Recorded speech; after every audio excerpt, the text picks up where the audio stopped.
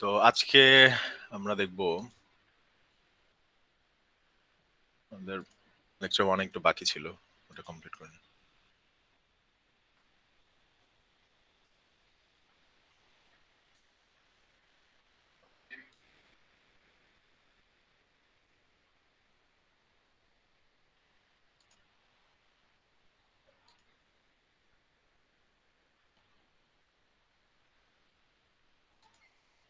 আচ্ছা, last class পর্যন্ত আমরা দেখছিলাম কিভাবে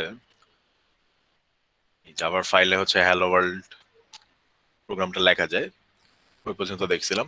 তো ফাইলের কিছু রুল ছিল, ফাইল এন্ড ক্লাস নেমিং এর কিছু রুল ছিল। তো ফাইলের রুলগুলো এরকম ছিল যে জাভার ফাইলগুলা যেগুলো আমরা কোড করব সেগুলো হচ্ছে এন্ড হবে ডট জাভা দিয়ে। একটা ডট জাভা ফাইলের মধ্যে আমরা একটা পাবলিক ক্লাস রাখতে পারবো, আর ফাইলের নাম আর পাবলিক ক্লাসের নাম হচ্ছে সেম হইতে হবে। তার মানে আমার ফাইলের নাম যদি হয় এ ডট জাভা, ক্লাসের নাম পাবলিক ক্লাসটার নাম হইতে হবে এ, এরকম। আর একটা ফাইলে আমরা চাইলে অনেকগুলা নন পাবলিক ক্লাস রাখতে পারি, ঠিক আছে? সো নন পাবলিক ক্লাসের উপর কোনো রুলস নাই, তেমন রুলস গুলো মেইনলি পাবলিক ক্লাসের উপর আছে। আচ্ছা, তো লাস্ট ক্লাস পর্যন্ত আমাদের টপিকগুলো নিয়ে কার কোয়েশ্চেন আছে কিনা?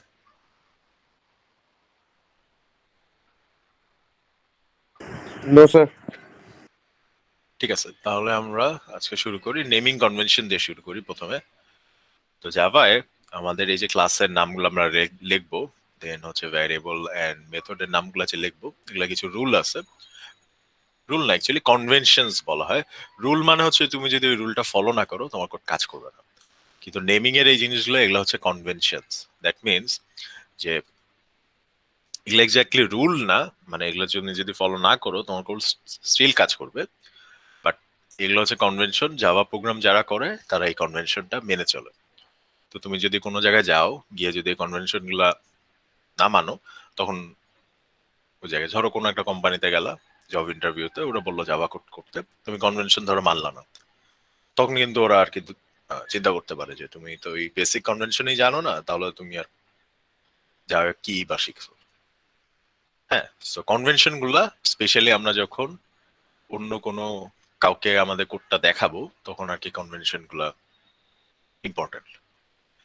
তো ক্লাসের নামের কনভেনশনটা খুব ইজি কনভেনশন, সেটা হচ্ছে যে ক্লাস নামে যদি মাল্টিপল ওয়ার্ড থাকে, সবগুলা ওয়ার্ডের ফার্স্ট লেটার ক্যাপিটালাইজ করতে হবে।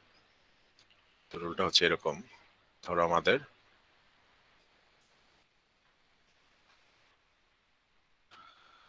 মাল্টিপল ওয়ার্ডের একটা জাভা ক্লাস আছে, এখানে তিনটা ওয়ার্ড আছে, এ এন্ড জাভা ক্লাস। তো ক্লাসের নেমিং কনভেনশনটা বলে যে সবগুলা ওয়ার্ডের ফার্স্ট যে লেটারটা সেগুলাকে ক্যাপিটালাইজ করে দিতে হবে।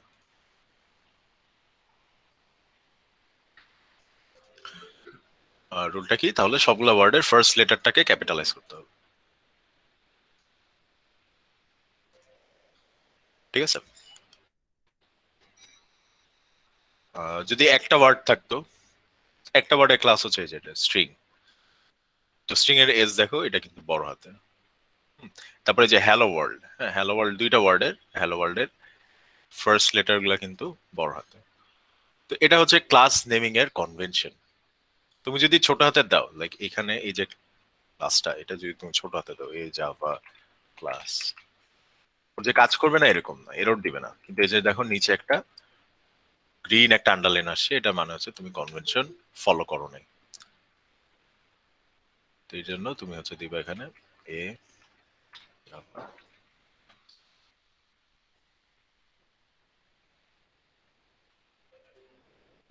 তাহলে ক্লাসের নেমিং এর রুলটা কি? এটাকে হচ্ছে অনেক সময় ক্যামেল কেস রুল বলে। ক্লাস নেমিং এর রুল হচ্ছে প্রত্যেকটা ওয়ার্ডের আমাদের ফার্স্ট যে লেটারটা সেটাকে ক্যাপিটালাইজ রাখতে হবে। এটা হচ্ছে আমাদের ক্লাসের নেমিং কনভেনশন। রুল না, সরি, কনভেনশন। হ্যাঁ, রুল মানে হচ্ছে এটা যে ফলো না করো কাজ করবে না, বাট এটা রুল না, এটা হচ্ছে কনভেনশন। তো এখানে দেখো কতগুলা ক্লাসের নাম এখানে এক্সাম্পল দেয়া আছে, যেমন হ্যালো ওয়ার্ল্ড।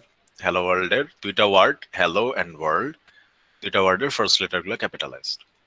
তারপর ধর স্টুডেন্ট মার্ক, এখানেও স্টুডেন্টের এস এন্ড মার্কের এম, এটা হচ্ছে ক্যাপিটালাইজ।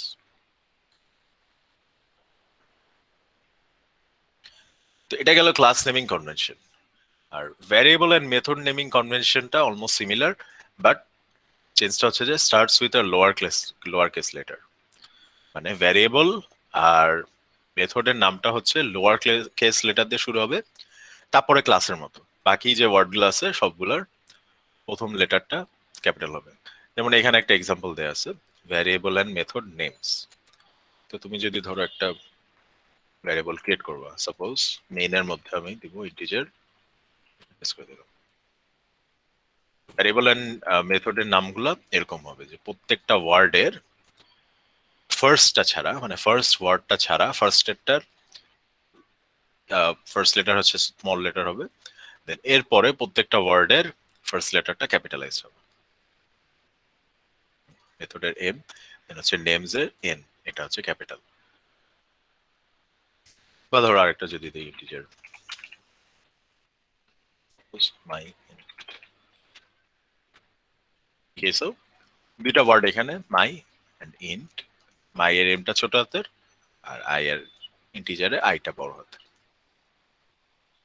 মেথডের নামও এরকম সেম, যে দুই ওয়ার্ড বা মাল্টিপল ওয়ার্ড দিয়ে যদি আমি মেথড লিখি, ওই মেথডের নামগুলা প্রথমটা ছাড়া বাকি ওয়ার্ড যেগুলো আছে সবগুলা ক্যাপিটালাইজ করব।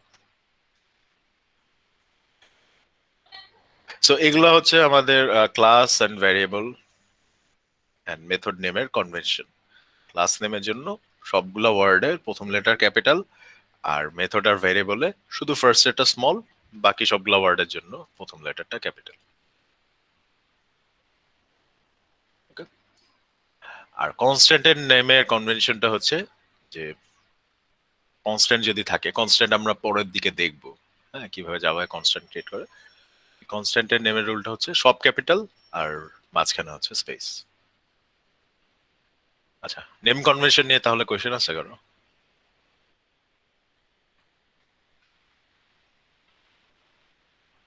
সরি, মাঝখানে স্পেস বলছি আমি, এটা মাঝখানে স্পেস না, মাঝখানে আন্ডারস্কোর, স্পেস না। ঠিক আছে, আমরা তাহলে আগাই। আচ্ছা, এবার দেখবো হচ্ছে রুলস। নেমিং এর কনভেনশনটা দেখলাম। হ্যাঁ, হ্যাঁ বলো। স্যার, নামের মধ্যে ডলার সাইন কি ব্যবহার করা যাবে? ডলার সাইন, হাইফেন এগুলো? হ্যাঁ, ওই রুলস গুলো আমরা এখন দেখবো। তো আইডেন্টিফায়ার হচ্ছে, identifier is a given name to a variable, class or method. এই ভ্যারিয়েবলের নেম অথবা ক্লাসের অথবা মেথডের নেম, এগুলা সবগুলোই হচ্ছে জাভার আইডেন্টিফায়ার বলে। আইডেন্টিফায়ারে কি থাকবে না থাকবে সেগুলো কিছু রুলস আছে, এগুলো হচ্ছে রুলস, তো এগুলো তোমার ফলো করতে হবে, না করলে কোড কাজ করবে না। আইডেন্টিফায়ারের ফার্স্ট রুলটা হচ্ছে যে can contain letter, number, underscore or dollar sign. তার মানে জাভা ক্লাস বলো, ভ্যারিয়েবল বলো বা মেথড বলো, এদের মধ্যে লেটার থাকতে পারবে নামে, নাম্বার থাকতে পারবে, আন্ডারস্কোর আর ডলার সাইন থাকতে পারবে। যেটা আমরা একটু দেখি, ধর এখানে একটা ভ্যারিয়েবল ক্রিয়েট করব। লেটার মানে কি? লেটার মানে হচ্ছে ইংলিশ যত লেটার আছে, ক্যাপিটাল এন্ড স্মল, এ থেকে জেড, ক্যাপিটাল এন্ড স্মল, এগুলো হচ্ছে সবগুলো লেটার। নাম্বার হচ্ছে 0 থেকে 9 পর্যন্ত। দেন আরো কি কি বলছে? দুইটা ক্যারেক্টার বলছে, একটা হচ্ছে আন্ডারস্কোর আর একটা হচ্ছে ডলার সাইন।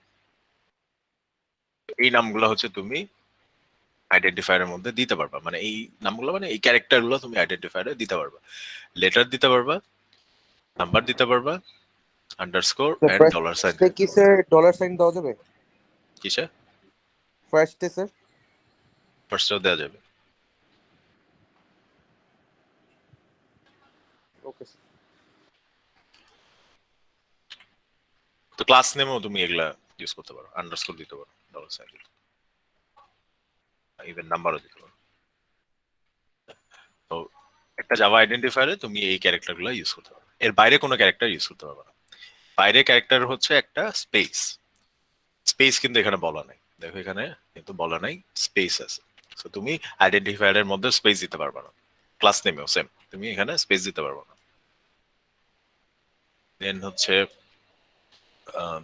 ধরো স্টার, হ্যাঁ, এই ক্যারেক্টারগুলো ইউজ করতে পারবো না, এই যে star, and, then ampersand sign, modulus sign, hash, এই ক্যারেক্টারগুলো ইউজ করতে পারবো না। জাস্ট দুইটা পারবা, সেটা হচ্ছে আন্ডারস্কোর এন্ড ডলার সাইন, এছাড়া আর কোনো ক্যারেক্টার ইউজ করতে পারবো না।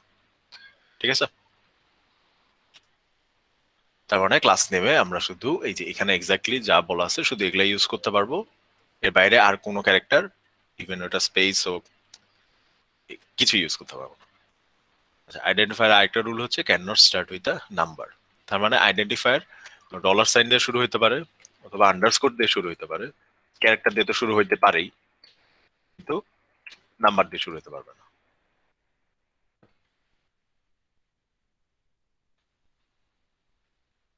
আইডেন্টিফায়ার্স আর কেস সেনসিটিভ, এটা নিয়ে আমরা লাস্ট ক্লাসে বলছিলাম যে জাভা হচ্ছে কি ল্যাঙ্গুয়েজ, হচ্ছে স্ট্রংলি টাইপড। তার মানে আপার কেস লোয়ার কেস এখানে ডিফারেন্ট। সো দুইটা ভ্যারিয়েবল তুমি লোয়ার কেস দিয়ে যদি ডিক্লেয়ার করো আর আপার কেস দিয়ে যদি ডিক্লেয়ার করো, ওটাকে সে দুইটা ডিফারেন্ট ভ্যারিয়েবল ধরবে। আচ্ছা, হ্যাভ নো ম্যাক্সিমাম লেন্থ, বুঝা যাচ্ছে কি বলছে। Can not be a keyword. আচ্ছা, কিওয়ার্ড গুলা কি কি? এই যে এখানে যখন নীল যেগুলো ব্লু কালারের, এগুলো হচ্ছে জাভার কিওয়ার্ড। তো আমি ভ্যারিয়েবলের নাম এরকম ব্লু কালারের কোনো ওয়ার্ড দিতে পারবো না। পাবলিক, হ্যাঁ পাবলিক হচ্ছে একটা কিওয়ার্ড, আমি ভ্যারিয়েবলের নাম পাবলিক দিতে পারবো না। বা যে কোনো ডেটা টাইপ, ধরো ইন্ট বা ডাবল, এগুলো দিতে পারবো না। বা ধরো কোনো লুপ, ফর অর ইফ, এগুলো আমি দিতে পারবো না। যেগুলা হচ্ছে আমার কিওয়ার্ড না, হ্যাঁ যে ইফ অনলি এখন আমার কিওয়ার্ড না, এরকম নাম আমি দিতে পারবো, ঠিক আছে, বা পাবলিক অনলি এরকম নাম দিতে পারবো।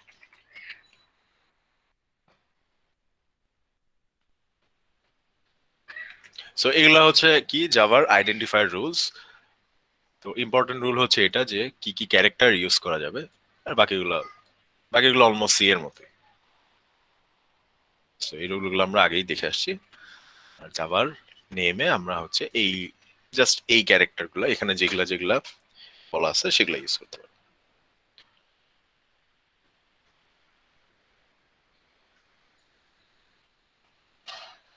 ওকে, তাহলে ক্লাস নেম নিয়ে কি কারো কোয়েশ্চেন আছে? জাভার identifier, class name, method names, এগুলো নিয়ে কারো কোয়েশ্চেন থাকলে বলতে পারো, নাহলে আমাদের এই ফার্স্ট স্লাইডটা শেষ, এরপর আমরা নেক্সট স্লাইডে চলে যাবো।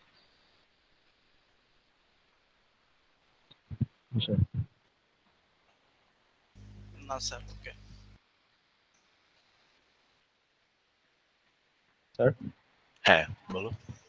স্যার আমার একটা স্যার ছোটখাটো কোশ্চেন ছিল স্যার। এই বলো। স্যার ভয়েড মেইনের যেখানে স্যার ক্লাসের নেম যেখানে লেখা হয়েছে স্যার, ওখানের মধ্যে স্যার স্ট্রিং কি স্যার, মানে ইন্টিজার হলেও কি স্ট্রিং দিতে হবে স্যার? বুঝি না, ইন্টিজার? ইন্টিজার হলেও কি স্ট্রিং দিতে হবে স্যার? হ্যাঁ, এটা হচ্ছে তোমার মেইনের সিগনেচার। হ্যাঁ, মানে তোমার কোডটা যে এই যে মেইন থেকে স্টার্ট হবে, এখানে তোমার এক্স্যাক্টলি এই জিনিসগুলো দিতে হবে, নাহলে কিন্তু মেইন ফাংশনটা খুঁজে পাবে না। তুমি ধরো এখানে স্ট্রিং না দিয়ে ইন্টিজার দিলা, তখন কিন্তু দেখো এখানে এই যে গ্রিন যে একটা সাইন ছিল না, ওই সাইনটা কিন্তু চলে গেছে। দ্যাট মিনস এই ফাংশনটা জাভার যে স্ট্যান্ডার্ড মেইন সেই মেইন হবে না, যেহেতু তুমি এটা সিগনেচার চেঞ্জ করে ফেলছো। তোমার হচ্ছে এখানে স্ট্রিং দিলে তারপর দেখো এই যে রানের অপশনটা আসে। মানে জাভা খুব স্পেসিফিক একটা মেইন ফাংশনকে রান করতে পারবে, যে মেইন ফাংশনে এরকম পাবলিক স্ট্যাটিক ভয়েড মেইন দেয়া আছে আর প্যারামিটারে স্ট্রিং আর্কস দেয়া আছে, স্ট্রিং আর্কস অ্যারে দেয়া আছে অ্যাকচুয়ালি। জাভা হচ্ছে ওই মেইন ফাংশনটাকে সে রান করতে পারবে। তুমি এখানে দিতে পারো, ইন্টিজার দিতে পারো, স্যার কিন্তু এটাকে সে জাভা এখান থেকে তোমার প্রোগ্রাম এক্সিকিউট শুরু করতে পারবে না। মানে জাভার মেইন ফাংশন হবে না এটা, এটা জাস্ট একটা নর্মাল একটা মেইন ফাংশন। বাট জাভার এক্সিকিউশন স্টার্ট করতে যে মেইন ফাংশন, সেটার জন্য তোমার এই সিগনেচারটা তুমি চেঞ্জ করতে পারবে না। হ্যাঁ বলো। Okay sir. ঠিক আছে, আমরা তাহলে আমাদের নেক্সট স্লাইডে চলে যাই। আমাদের লেকচার 2 হচ্ছে জাভা বেসিক্স। তো লেকচার 2 তেও আমরা এখনো অ্যাকচুয়ালি জাভার যে মেইন যে আমাদের target, class and variables and objects, এই ক্লাস এন্ড অবজেক্টস আমরা এখনো যাব না। এখানে আমরা আর কি দেখবো যে বেসিক জিনিসপত্র লাইক অ্যারে, দেন হচ্ছে কিছু কন্ট্রোল স্টেটমেন্ট, লুপস, এইসব জিনিস দেখবো। তো এখানে লেকচারের প্রথম দিকে বলা আছে যে কিভাবে জাভাকে সেট আপ করতে হয়। এটা এতদিনে আমার মনে হয় অনেকেই জেনে গেছি, মোটামুটি দুইটা কাজ আমাদের করতে হবে, একটা হচ্ছে জেডিকে ইনস্টল করতে হবে, একটা হচ্ছে একটা আইডি ইনস্টল করতে হবে। তো জেডিকে ইনস্টল করার জন্য তুমি হচ্ছে একটা সার্চ দিবা গুগলে যে ডাউনলোড জেডিকে। হ্যাঁ, ডাউনলোড জেডিকে দিলে এখানে ওরাকেলের যে সাইটটা আছে, ওরাকেলের সাইটে যাবা, গিয়ে এখান থেকে এই যে ওরাকেল জেডিকে ডাউনলোড, গিয়ে এখান থেকে তুমি আহ, এই যে এইটা নামায় নিতে পারো, লেটেস্ট জেডিকে ভার্সন যেটা। আচ্ছা, এখানে একটা জিনিস, জেডিকে ভার্সন ডিফারেন্ট হলে আমার মনে হয় না প্রবলেম হবে, ঠিক আছে? যদিও আমি নতুন জেডিকে এগুলো ইউজ করি নাই, বাট আই থিঙ্ক যে আমাদের কোর্সের জন্য এটা কোনো প্রবলেম হবে। সো এটাকে ডাউনলোড করে নিবা। জেডিকে ইনস্টল করা খুবই ইজি। দেখো এখানে একটা ইউটিউবে টিউটোরিয়াল আছে, একটা ওখানে দেখায়।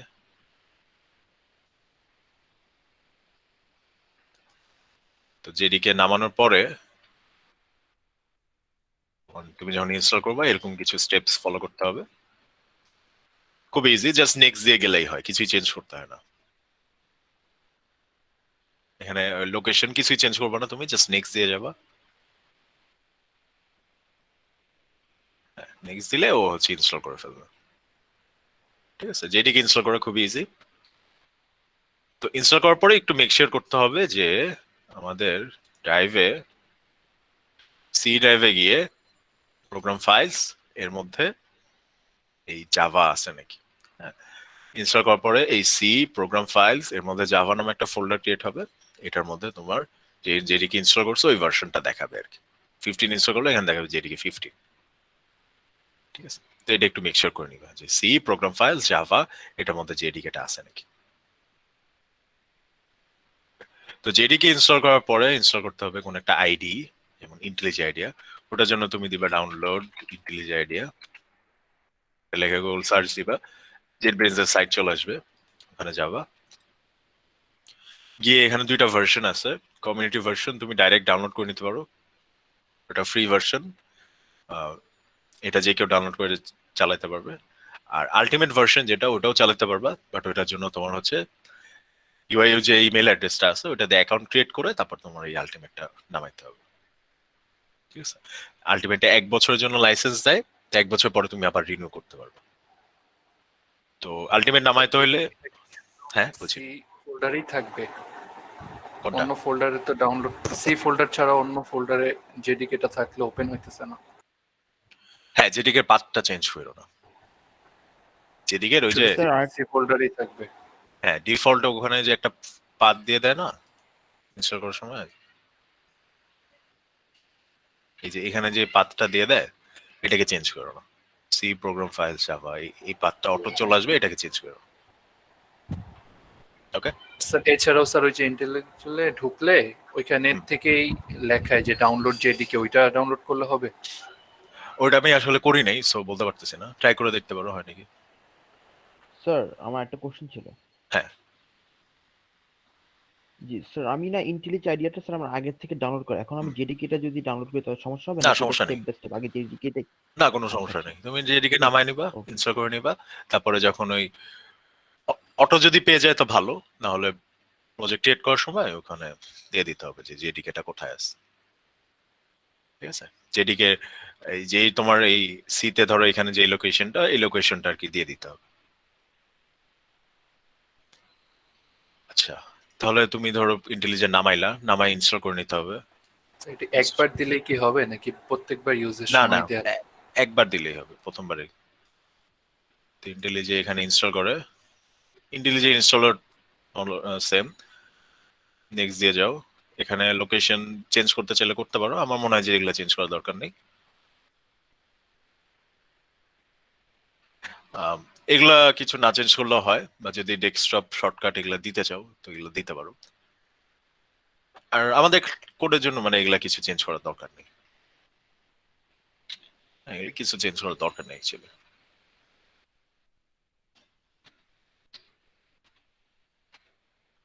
তারপরে এখানে নেক্সট দিলে ইনস্টল দিলে ইনস্টল হয়ে যাবে। তো ইনস্টল হওয়ার পরে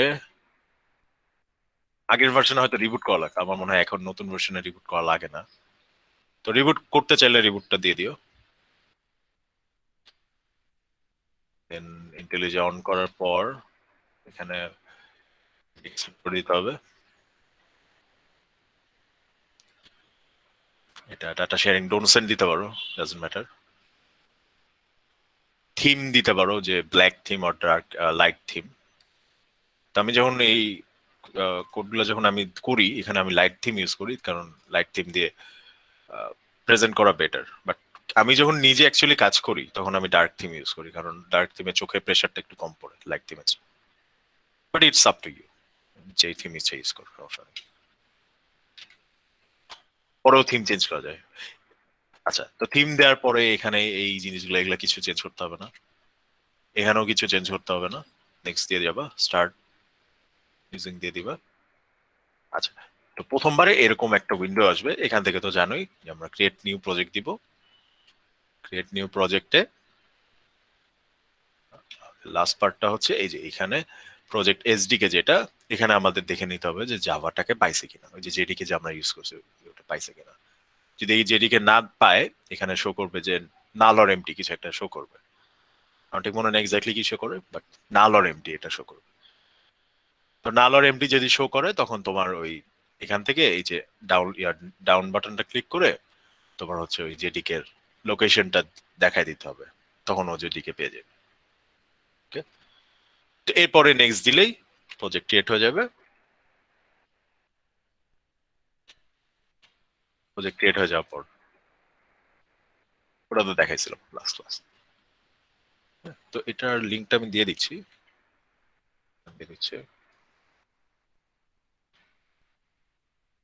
হ্যাঁ এই ভিডিওটার লিঙ্ক। যদি কারো ইনস্টল কোনো প্রবলেম হয়, এটা দেখে ইনস্টল করে নিতে পারো। এখানে আরো হাবিজাবি কিছু কাজ করছে, যেমন পাথ ভ্যারিয়েবল সেট করছে। তো আমাদের পাথ ভ্যারিয়েবলটা আসলে দরকার পড়বে না, আমরা যদি ইন্টেলজি আইডি ইউজ করি, আমাদের আসলে পাথ ভ্যারিয়েবল ইউজ করার দরকার পড়বে না। তো পাথ কিভাবে দিতে হয়, এখানে আর কি ডিটেলস গুলো আছে এই পাথ ভ্যারিয়েবল সেট করার। পাথ ভ্যারিয়েবল লাগতে পারে, তুমি ধরো কোনো জার ফাইল যদি পিসিতে রান করতে যাও, হ্যাঁ, ওই জার ফাইল রান করার জন্য তোমার আর কি এরকম পাথ ভ্যারিয়েবল দিয়ে জাভার জেডিকে এর লোকেশনটা দিয়ে দিতে হয়। সো আমাদের জন্য এটা দরকার নাই, যেহেতু ইন্টেলিজ আইডি আমরা ইউজ করতেছি, ওই জিনিসগুলো আমাদের দরকার পড়বে না। আর যদি কখনো দরকার পড়েও, এখানে তো দেয়া আছে। আর এগেইন ইউটিউবে অনেক টিউটোরিয়াল থাকে, ওগুলো দেখে নিতে পারো। আচ্ছা, Java application compile and run, দুই ভাবে আমরা কম্পাইল অ্যান্ড রান করতে পারি। জাভা প্রোগ্রাম রান করতে হলে জাস্ট আমাদের জেডিকেটা দরকার, ঠিক আছে? আইডি কিন্তু ম্যান্ডেটরি না, জেডিকেটা ম্যান্ডেটরি। কম্পাইলারটা ম্যান্ডেটরি। তো তুমি হচ্ছে নোটপ্যাডে কোড করে ওটা জেডিকে দিয়ে কম্পাইল করে কাজ করতে পারো, ঠিক আছে? টিমটা অফ করে দিই। হ্যাঁ, যেটা বলতেছিলাম, যে নোটপ্যাডে তুমি জাভা কোড করে ওইটাকে তুমি হচ্ছে জেডিকে ইউজ করে কম্পাইল করে তুমি হচ্ছে রান করতে পারো। তখন যেটা করতে হবে, সিএমডি তে এরকম কমান্ড লিখে তোমার কম্পাইল করে রান দিতে হবে, ঠিক আছে? তো এটা করার কোনো স্পেসিফিক বা স্পেশাল বেনিফিট আমাদের নাই, সো এই জিনিস আমরা এখন আর করবো না। আমরা কি করবো, আইডি ইউজ করব। আইডি ইউজ করে তোমার এই কম্পাইলার কাজগুলো, ডিবাগের কাজগুলো, এগুলো খুব ইজিলি করতে পারবা। আর আইডিতে প্রচুর সাজেশন দেয় রান টাইমেই, মানে কোড করার সময় প্রচুর সাজেশন দেয়, তো ওইখানে অনেকগুলো ভুল তুমি হচ্ছে ঠিক করে নিতে পারবো। সো আমরা তো ইউজ করবো ইন্টেলিজ আইডিয়া। এই ইন্টেলিজ আইডিয়াতে আমরা কোড কম্পাইল করে রান টান করে ফেলতে পারবো। তো এখানে আমাদের কমান্ড লাইনে কিছু করতে হবে না।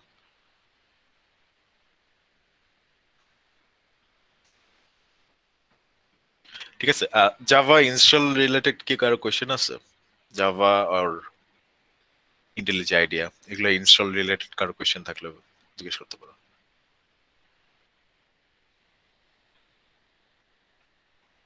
ইনস্টল কি করছি সবাই? আমার মনে হয় এখন করে ফেলা উচিত, কেউ যদি না করে থাকে। জি স্যার। স্যার করছি, বাট 1 বছরের জন্য স্যার যেটা ওটা অ্যাকাউন্ট করে হচ্ছে না, জানেন কি হবে স্যার? এখন করে হচ্ছে না? না স্যার, তোমার ভার্সিটি স্টুডেন্ট অ্যাকাউন্টে কি অ্যাকসেপ্ট করছে? ওরা তো ওই মেইলে বলে যে অ্যাকসেপ্ট করছে।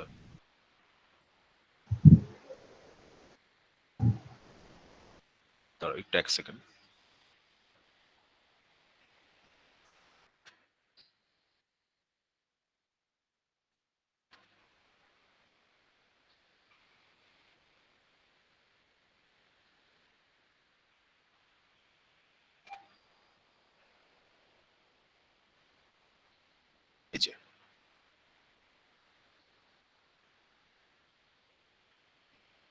একসেপ্ট করলে তোমার এরকম একটা মেইল পাঠাবে, এডুকেশনাল প্যাক কনফার্মেশন, এরকম একটা মেইল পাঠায়, তারপর হচ্ছে ওরা একসেপ্ট করে দিবে। ঠিক আছে, মেইলটা চেক করতে হবে আর কি।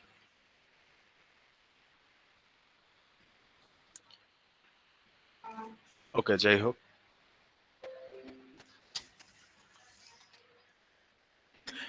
আচ্ছা, তো আমরা জাভাতে চলে আসি, জাভা প্রোগ্রামিং এ। তো প্রথমে আমরা হচ্ছে ভ্যারিয়েবল এন্ড ডেটা টাইপ দিয়ে শুরু করব। জাভার ভ্যারিয়েবল গুলাকে মেইনলি দুইটা ভাগে ভাগ করা যায়, একটা হচ্ছে প্রিমিটিভ আর একটা হচ্ছে ক্লাস অর রেফারেন্স টাইপ। তো এই ক্লাস অর রেফারেন্স টাইপ এটাই অ্যাকচুয়ালি জাভার মেইন ফ্লেভার, যে অবজেক্ট ওরিয়েন্টেড যে প্রোগ্রামিংটা, ক্লাস এন্ড ওই ক্লাসের অবজেক্ট ক্রিয়েট করা, এখানে হচ্ছে ওইটার কথা বলা হচ্ছে ক্লাস এন্ড রেফারেন্স। আর সি থেকে আমাদের কিছু data type or variable type, এটা হচ্ছে জাভাতে ডাইরেক্ট চলে আসছে, সেগুলোকে আমরা বলবো হচ্ছে প্রিমিটিভ টাইপ। ঠিক আছে, তো জাভায় হচ্ছে দুই রকম তাহলে আমাদের ডেটা টাইপ থাকে, একটা হচ্ছে ক্লাস রিলেটেড বা অবজেক্ট রিলেটেড, আর একটা হচ্ছে এই প্রিমিটিভ টাইপ রিলেটেড। তো প্রিমিটিভ আমাদের 8 রকম টাইপ আছে, সবগুলাই আর কি সি এর থেকে আসছে। হ্যাঁ, ধরে নিতে পারো যে সবগুলোর অরিজিন হচ্ছে সি প্রোগ্রাম। তো প্রথমটা হচ্ছে লজিক্যাল, সিতে যেটা ছিল বুল, জাভার নামটা একটু চেঞ্জ হয়ে গেছে বুলিয়ান। আবার যদি আমরা একটা বুলিয়ান ডেটা টাইপ ক্রিয়েট করতে চাই, তখন আমাদের এরকম লিখতে হবে যে বুলিয়ান, হ্যাঁ বুল লিখলে কিন্তু হবে না, বুল লিখলে হবে না, বুলিয়ান লিখতে হবে। বুলিয়ান ধরো ভ্যারিয়েবলের নাম ইকুয়াল টু, আর বুলিয়ানে আমার জাস্ট ট্রু আর ফলস ভ্যালু রাখা যায়, সো আমি ধরো ট্রু দিলাম। তাহলে আমরা একটা এখানে বুলিয়ান ভ্যারিয়েবল ক্রিয়েট করে ফেললাম।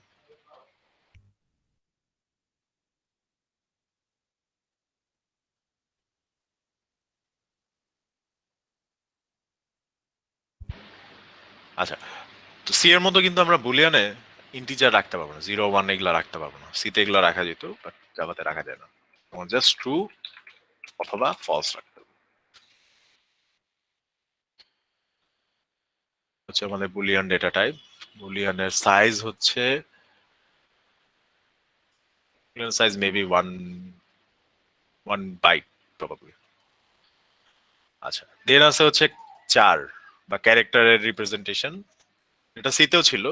আমরা যদি একটা চার ভ্যারিয়েবল ক্রিয়েট করি, ক্যারেক্টার রাখা যাবে এখানে যে কোনো। হ্যাঁ, তো সিতেও আমরা সেম ওয়েতে একটা ক্যারেক্টার ভ্যারিয়েবল ডিক্লেয়ার করতে পারতাম। এখানে একটু চেঞ্জ হয়েছে, সেটা হচ্ছে সি এর ক্যারেক্টার ভ্যারিয়েবল গুলা ছিল হচ্ছে 1 বাইট বা 8 বিট।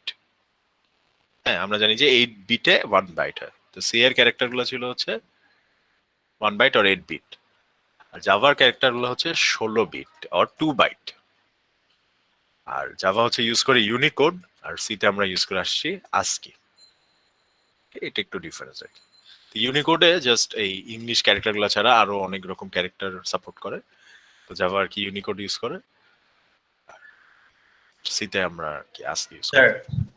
হ্যাঁ স্যার ইউনিকোড ব্যবহার করার জন্য কি আগে 8 বিট ছিল বা 1 বাইট ছিল, সেটাকে এখন 2 বাইট করা হয়েছে বা 16 বিট করা হ্যাঁ হয়েছে? হ্যাঁ হ্যাঁ, ইউনিকোডের জন্য আমাদের 2টা বাইট লাগে সাপোর্ট করতে। ওকে, দেন আছে হচ্ছে ইন্টিগ্রাল। ইন্টিগ্রাল মানে হচ্ছে ইন্টিজার টাইপ বা পূর্ণ সংখ্যা যেগুলো, হ্যাঁ ফুল নাম্বার যেগুলো। তো ইন্টিগ্রালের 4টা টাইপ আছে, byte, short, int and long. তো বাইট হচ্ছে সবচেয়ে ছোট সাইজ, এটা হচ্ছে 8 বিট বা 1 বাইট। শর্ট হচ্ছে 2 bit or 2 byte or 16 bits. Integer হচ্ছে 4 বাইটস অর 32 বিটস। আর লং হচ্ছে 8 বাইট অর 64 বিটস। তো এগুলার আর কি, এই যে সাইজ, তার উপর ক্যাপাসিটি ডিপেন্ড করে যে কত বড় নাম্বার আমরা রাখতে পারবো। যেমন ধরো একটা বাইট ভ্যারিয়েবল আমি যদি ক্রিয়েট করি, বাইট ধরো এখানে আমরা রাখতে পারবো হচ্ছে 127 পর্যন্ত। বাইটে আমরা -128 থেকে পজিটিভ 127 পর্যন্ত ভ্যালু রাখতে পারবো। এর বড় ভ্যালু রাখতে গেলে এরর দিবে। এখানে তো ইন্টেলিজেন্ট বলে এরর দিচ্ছে, অন্যান্য আইডি হয়তো কম্পাইল করার সময় গিয়ে এরর দিতে পারে। সো বাইটে হচ্ছে আমরা -128 থেকে পজিটিভ 127 পর্যন্ত রাখতে পারি ভ্যালু। তো এর চেয়ে বড় হইলে আমরা ইউজ করতে পারি শর্ট। শর্টে আরো বড় ভ্যালু রাখা যায়, এটা মনে হয় 65,000 সামথিং পর্যন্ত ভ্যালু রাখা যায়। 31,000 31 পর্যন্ত রাখা যায়, 32 রাখা যাবে, 32 সামথিং পর্যন্ত ভ্যালু রাখা যায় হচ্ছে শর্ট। তার মানে শর্টটা আর কি বাইটের চেয়ে আরো বড়। বাইটে ছিল আমাদের কত 8টা বিট ছিল, শর্টে আছে আমাদের 16টা বিট।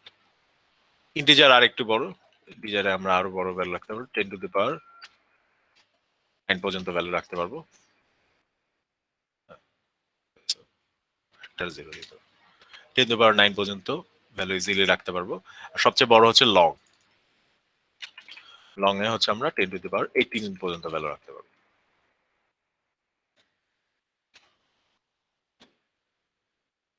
সেখানে এল দিতে হবে, নাহলে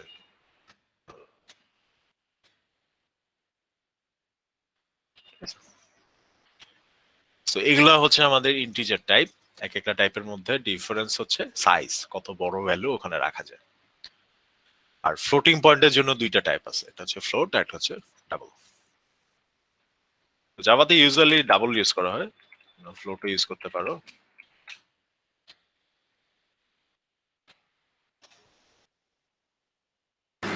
এফ লিখতে হবে। এখানে এফ লিখতে হয়। এফ লেখার রিজনটা কি এটা একটু পরে আমরা দেখবো যে কেন এখানে একটা এফ দিতে হচ্ছে। তো এগুলো হচ্ছে আমাদের মেইনলি প্রিমিটিভ ডেটা টাইপ, যেগুলো আমরা সিতেও দেখে আসছি। জাভা এই ডেটা টাইপগুলো ইউজ করে। আর এছাড়াও আছে হচ্ছে ক্লাস ও রেফারেন্স টাইপ। তো ক্লাসের জাস্ট স্ট্রিংটা এখন আমরা ইউজ করব।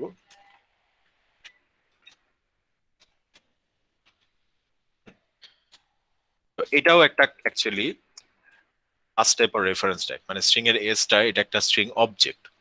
এগুলো যেমন ছিল প্রিমিটিভ ডেটা টাইপ, এটা কিন্তু প্রিমিটিভ টাইপ না, এটা হচ্ছে জাভার একটা অবজেক্ট টাইপ বা রেফারেন্স টাইপ। তো অবজেক্ট যেহেতু, এটার কিন্তু অনেকগুলো ফাংশন আছে, যেমন লেন্থ নামে একটা ফাংশন কল দিতে পারি, যেটা দিয়ে আমার স্ট্রিং এর লেন্থটাকে রিটার্ন করে দিবে। এই যে এখান থেকে কিন্তু আমি একটা ফাংশন কল দিলাম এস দিয়ে। তো ফাংশন কিভাবে কল দিতে পারতেছি, যেহেতু এটা একটা অবজেক্ট টাইপ, এই জন্য আমি ফাংশন কল দিতে পারতেছি। তো স্ট্রিংটা একটু ডিফারেন্ট। আমরা দেখবো যে জাভার অবজেক্ট ক্রিয়েট করতে হলে নিউ কিওয়ার্ডটা ইউজ করা লাগে, বাট স্ট্রিংটা একটু ডিফারেন্ট। স্ট্রিং এর নিউ কিওয়ার্ড না ইউজ করে এরকম ডাইরেক্ট স্ট্রিং ভ্যারিয়েবল ক্রিয়েট করা যায়। আর বাকি যে টাইপগুলো আছে সেগুলো হচ্ছে অল জাভা ক্লাস। জাভার ভিতরে জাভা ল্যাঙ্গুয়েজ অনেকগুলো ক্লাস দেওয়া আছে যেগুলো আমরা ইউজ করতে পারি, এন্ড আমরা অনেকগুলো ক্লাস নিজেরা ক্রিয়েট করব। তো ওই ক্লাসের অবজেক্টগুলো যখন ক্রিয়েট করব তখন সেগুলো হবে হচ্ছে অবজেক্ট টাইপ আর রেফারেন্স টাইপ ডেটা। ঠিক আছে, তাহলে আমাদের ডেটা টাইপগুলো নিয়ে দেখি তো কোশ্চেন আছে নাকি।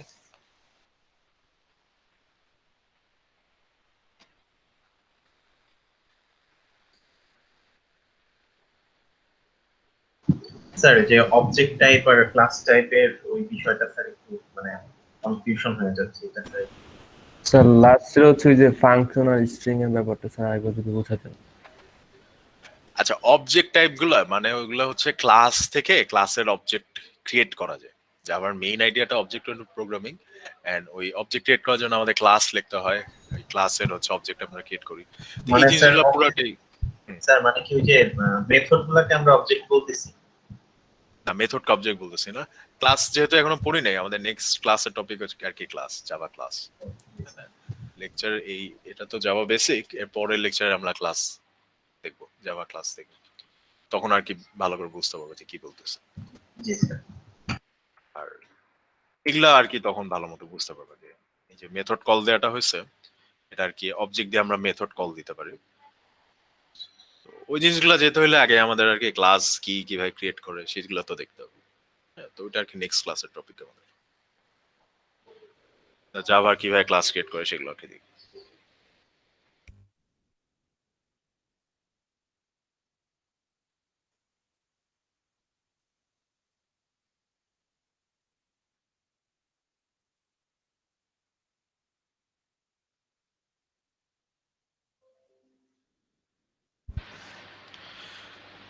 আচ্ছা, পরের টপিকটা হচ্ছে কাস্টিং। কাস্টিং খুব সিম্পলি যে একটা টাইপের ডেটাকে আরেকটা টাইপে কনভার্ট করা, কনভার্সন, ডেটা টাইপের কনভার্সন। তো কাস্টিং দুই রকম হয়, আমি একটু এক্সাম্পল দিয়ে দেখাই। তো তুমি চিন্তা করো যে এক টাইপ থেকে যখন আরেক টাইপে তুমি কনভার্ট করবা, তখন তোমার দুই রকম সিনারিও রেজ হইতে পারে। তুমি ধরো তোমার একটা শর্ট ভেরিয়েবল আছে, এটা ধরো ভ্যালু আছে, তুমি এটাকে ইন্টিজারে কনভার্ট করবা। টাইপ কাজ করতে হবে না। হ্যাঁ, তুমি ডাইরেক্টলি এই শর্ট ভেরিয়েবলকে ইন্টিজারে কনভার্ট করে ফেলতে পারো। এখানে একটা কনভার্সন করছো, তো এসওটা ছিল শর্ট আর i1টা হচ্ছে ইন্টিজার। তুমি এখানে এই শর্টকে ইন্টিজারে কনভার্ট করে দিচ্ছ। হ্যাঁ, তো এখানে আমরা যেটা করছি, যে কনভার্সনটা করছি, সেটাকে বলা হয় অটো কাস্টিং। মানে আমরা চেঞ্জ করছি, কাস্ট করছি, শর্টকে ইন্টিজারে কনভার্ট করছি, কিন্তু এখানে কনভার্সনটা অটোমেটিক হয়ে গেছে, আমাদের কিছু বলে দেওয়া লাগে, কম্পাইলার অটোমেটিক এটাকে কনভার্ট করে ফেলছে। তো এই অটো কাস্টিং তখনই হয় যখন আর কি আমাদের ডাটা লস হওয়ার কোনো প্রবাবিলিটি নেই। যেমন তুমি যদি একটা শর্টকে একটা ইন্টিজারে কনভার্ট করো, এখানে কিন্তু তোমার ডাটা লস হওয়ার কোনো পসিবিলিটি নাই, কারণ শর্টে যেগুলো ভ্যালু হইতে পারে সব ভ্যালু কিন্তু ইন্টিজার স্টোর করতে পারে, এন্ড ইন্টিজার আরো বড় ভ্যালু স্টোর করতে পারে। ঠিক আছে, সো স্মলার ডেটা টাইপ থেকে আমরা যদি লার্জার ডেটা টাইপে কনভার্ট করতে চাই, তখন আমরা অটো কাস্টিং করতে পারবো, যেহেতু এখানে ডেটা লস হওয়ার কোনো পসিবিলিটি নাই, ওই কেসে আমরা অটো কাস্টিং করতে পারবো। কিন্তু উল্টা কেসটা চিন্তা করো, আমি একটা ইন্টিজার ভ্যালু আছে,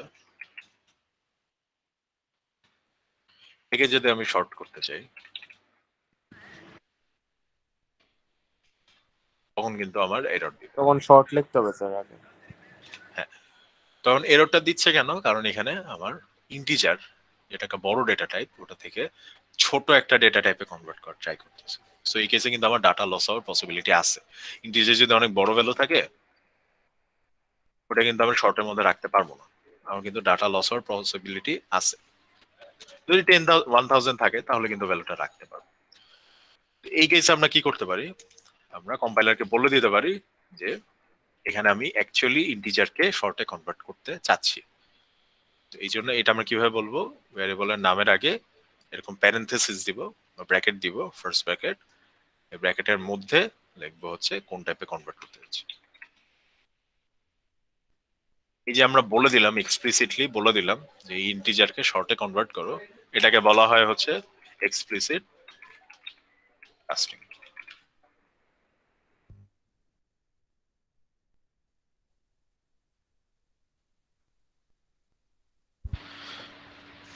ওকে, তার মানে আমরা যদি বড় ডেটা টাইপ থেকে ছোট ডেটা টাইপে কনভার্ট করতে চাই, যেখানে লস হওয়ার পসিবিলিটি আছে, ডেটা লস হওয়ার পসিবিলিটি আছে, তখন আমাদের এক্সপ্লিসিটলি বলে দিতে হবে যে হ্যাঁ আমরা এই কনভার্সনটা করতে চাচ্ছি। তখন কিন্তু ডাইরেক্ট অটো দিলে কাজ করবে না, এরর দিবে। এই সেম জিনিসটা হইতে পারে আমরা যদি সাপোজ একটা ফ্লোট ভ্যারিয়েবলকে 10.0 আছে, এটাকে ইন্টিজারে কনভার্ট করা যায়, এটাকে যদি আমি ইন্টিজারে আনতে চাই, তখন আমাদের কনভার্ট কাস্ট করে দিতে হবে। এখানেও কিন্তু কাজটা করতে হবে, কাস্ট না করলে এরর দিবে। তার মানে আমরা যদি এটা কি ছিল, ফ্লোটিং পয়েন্ট থেকে আমরা যদি ইন্টিজারে আনতে চাই, ওখানেও কিন্তু অলওয়েজ ডেটা লস হওয়ার পসিবিলিটি থাকে, কারণ ফ্লোটিং পয়েন্টে যদি দশমিকের পরে কোনো ভ্যালু থাকে, ওই ভ্যালুগুলো যখন তুমি ইন্টিজারে নিবা, এই ভ্যালুগুলো কিন্তু হারা যাবে। তো অলওয়েজ ফ্লোটিং পয়েন্ট থেকে ইন্টিজারে কনভার্ট করলে অলওয়েজ ডেটা লস হওয়ার পসিবিলিটি থাকে, এই জন্য আমাদের অলওয়েজ এক্সপ্লিসিট কাস্টিং করে নিতে হবে। ঠিক আছে, আর কি? আচ্ছা, এখানে এই এফ এর ব্যাপারটা আমি একটু বলি। যদি একটা ডাবল ভ্যারিয়েবল ক্রিয়েট করো, তখন কিন্তু আমার এখানে কোনো এফ দেয়া লাগে না বা কিছু দেয়া লাগে না। এর রিজন হচ্ছে ডেসিমাল নাম্বারকে, হ্যাঁ মানে দশমিক সহ যে নাম্বারগুলো আছে, সেই নাম্বারগুলোকে জাভা অটোমেটিক ওটাকে ডাবল ধরে নেয়। যেমন এখানে এই যে ডেসিমাল নাম্বারটা আমি লিখলাম, সেটাকে জাভা ডাবল ধরে নিচ্ছে, ডাবল টাইপ ধরে নিচ্ছে। তুমি যদি এভাবে লেখো, ডিক্লারেশনটা এভাবে দাও ফ্লোটে, তো এখানে কি হচ্ছে অ্যাকচুয়ালি, তুমি একটা ডাবল টাইপকে একটা ফ্লোটিং পয়েন্টে রাখতে চাচ্ছ। হ্যাঁ, তো এই জিনিসটা আমরা দেখছিলাম, যদি বড় টাইপকে এই যে এখানে বড় টাইপকে যদি ছোট টাইপে রাখতে চাই, তখন হয় আমার এখানে কাস্ট করে দিতে হবে এক্সপ্লিসিট, অথবা ফ্লোটিং এর জন্য শর্ট সিস্টেম হচ্ছে এখানে একটা লাস্টে এফ লিখে দেওয়া। এই লাস্টে এফ দিয়ে দেওয়া মানে হচ্ছে আমি আমার ডাবল ভ্যারিয়েবলটাকে ফ্লোটে কনভার্ট করে নিচ্ছি, বা অ্যাকচুয়ালি কনভার্ট করে নিচ্ছি না, মানে এই ভ্যালুটাকেই তখন কম্পাইলার ফ্লোট হিসেবে ধরে নেবে। স্যার, হ্যাঁ, ছোট ডেটা টাইপকে যদি আমরা বড় ডেটা টাইপে রাখি তাহলে এটা নরমালি অটোমেটিক টাইপ কাস্টিং হয়ে হ্যাঁ, যায়। তখন অটো হয়ে যাবে। স্যার, যদি আমরা ইন্টিজারকে ডাবলে রাখতে চাই তাহলেও কি অটোমেটিকই হবে? হ্যাঁ, অ্যাকচুয়ালি ইন্টিজার টাইপ থেকে যদি ফ্লোটিং এ রাখো ওটা অটো হয়ে যায়।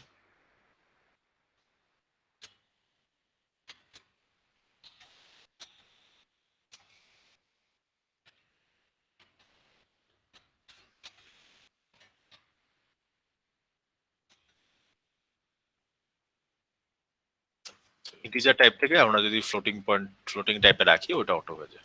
স্যার, এখানে ফ্লোট আর ইন্টিজারের সাইজ কি সেম? লং দিলেও হয়ে যাবে। কিসের সাইজ সেম? মানে স্যার, এই যে ফ্লোট আর হচ্ছে ইন্টিজার, মানে দুইটা ডেটা টাইপ সেম কি সেম সাইজের কিনা? সেম সাইজ না হলেও হবে, যেমন লং আর ফ্লোটের সাইজ কিন্তু সেম না। জি স্যার। লং হচ্ছে 8 বাইট আর ফ্লোট হচ্ছে 4 বাইট। স্যার, স্টিল এখানে সে হচ্ছে রাখতে একটা চান্স থাকে। অ্যাকচুয়ালি ফ্লোটিং পয়েন্ট নাম্বারগুলো কিন্তু একটু অন্য ওয়েতে, ডিফারেন্ট ওয়েতে ডিফাইন করা হয়। ঠিক আছে, এটা কিন্তু ওই যে আমরা যেমন ইন্টিজার যেরকম বিট দিয়ে রিপ্রেজেন্ট করি, ফ্লোটিং পয়েন্ট রিপ্রেজেন্ট কিন্তু ডিফারেন্ট। এই জন্য কিন্তু ফ্লোটিং পয়েন্টে অনেক বড় সংখ্যা রিপ্রেজেন্ট করা যায়। ও, ঠিক আছে, জি স্যার। তো যাই হোক, ফ্লোটিং পয়েন্টের ওই কিভাবে রিপ্রেজেন্ট করা হয়েছে বিট দিয়ে ওই দিকে আমরা না যাই, বাট আইডিয়াটা হচ্ছে যে ফ্লোটিং পয়েন্ট এন্ড ডাবলে এগুলা অনেক হিউজ ভ্যালু রিপ্রেজেন্ট করা যায়।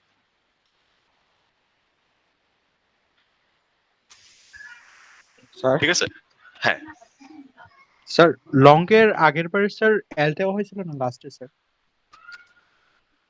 আচ্ছা, এখানে যেটা হচ্ছে এল যদি না দেই তখন ও ধরে নেবে ইন্টিজার। হ্যাঁ, তো এখানে আসলে সে ইন্টিজারকে লং এ কনভার্ট করে নিচ্ছে। আমি যদি এল দেই তখন এই ভ্যালুটাকে ধরে নেবে লং।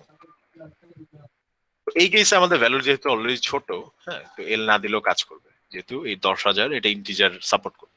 কিন্তু যদি খুব বড় ভ্যালু হয়ে যায় তখন কিন্তু আর ইন্টিজার সাপোর্ট করবে না, তখন আমাদের মাস্ট এল দিতে হবে।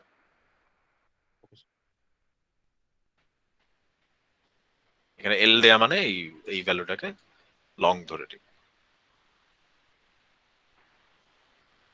তার মানে ইন্টিজার, তোমরা যদি কোনো পূর্ণ সংখ্যা লেখো জাভাতে, ওটাকে ধরে নেয় ইন্টিজার, আর যদি কোনো ডেসিমাল নাম্বার লেখো ওটাকে ধরে নেয় ডাবল। তো ফ্লোট করতে হইলে তোমার এখানে একটা এফ দিয়ে দিতে হয়, আর লং করতে হলে এখানে একটা এল দিয়ে দিতে হয়।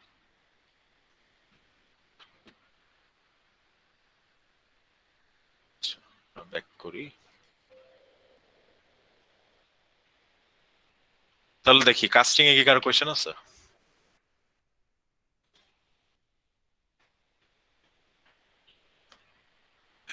কাস্টিং যদি একটু রিক্যাপ করি হালকা করে, তাহলে কাস্টিং কখন করা লাগে, যদি আমরা integer data type or long type থেকে বাইট বা শর্টে কনভার্ট করতে চাই, অথবা ডাবল থেকে যদি ফ্লোটে কনভার্ট করতে চাই, তখন আমাদের কাস্টিং করা লাগবে, এক্সপ্লিসিট কাস্টিং করা লাগবে। আর যদি আমরা সাপোজ বাইট অর শর্ট থেকে যদি ইন্ট আর লং এ কনভার্ট করতে চাই, অথবা ফ্লোট থেকে যদি আমরা ডাবলে কনভার্ট করতে চাই, ওই কেসে করা লাগে না। এগেইন যদি ইন্টিজার থেকে ফ্লোটে কনভার্ট করতে চাই আমাদের কাস্ট করা লাগে না। বাট যদি আমরা ফ্লোটিং পয়েন্ট থেকে মানে ফ্লোট থেকে যদি ইন্টিজারে কনভার্ট করতে চাই তখন আমাদের কাজটা করা লাগে। মেইনলি মাথায় রাখতে হবে যে কোন কেসে ডাটা লস হওয়ার চান্স আছে। ফ্লোট থেকে ইন্টিজারে করলে ডাটা লস হওয়ার চান্স থাকে, ইন্টিজার থেকে ফ্লোটে করলে চান্স থাকে না। এই জন্য পরেরটা লাস্টেরটা আর কি আমাদের কনভার্ট করা লাগে না বা কাস্ট করা লাগে না, এক্সপ্লিসিট করা লাগে না। ঠিক আছে, তাহলে কাস্টিং রিলেটেড কোয়েশ্চেন্স? ওকে, তাহলে আমরা আগাই। 2 মিনিট একটা ব্রেক নিই।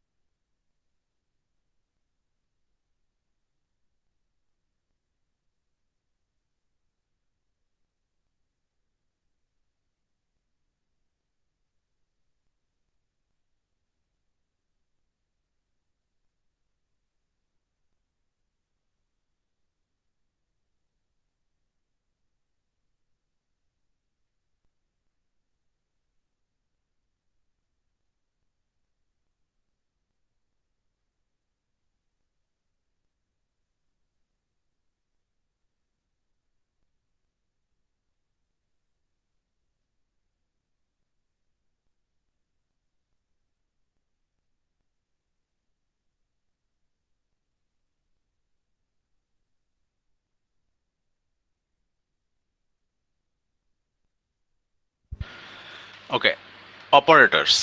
অপারেটরস গুলো হচ্ছে যে বেশ কিছু সিম্বল আমরা প্রোগ্রামিং এ ইউজ করি, যেমন অ্যাসাইনমেন্ট, মানে ভ্যালু সেট করার জন্য আমরা অ্যাসাইনমেন্ট অপারেটর ইউজ করব। অ্যারিথমেটিক, লাইক অ্যাড করার জন্য, সাবট্রাক্ট করার জন্য, মডুলাস, ডিভিশন, এগুলোর জন্য একটা অপারেটর আছে।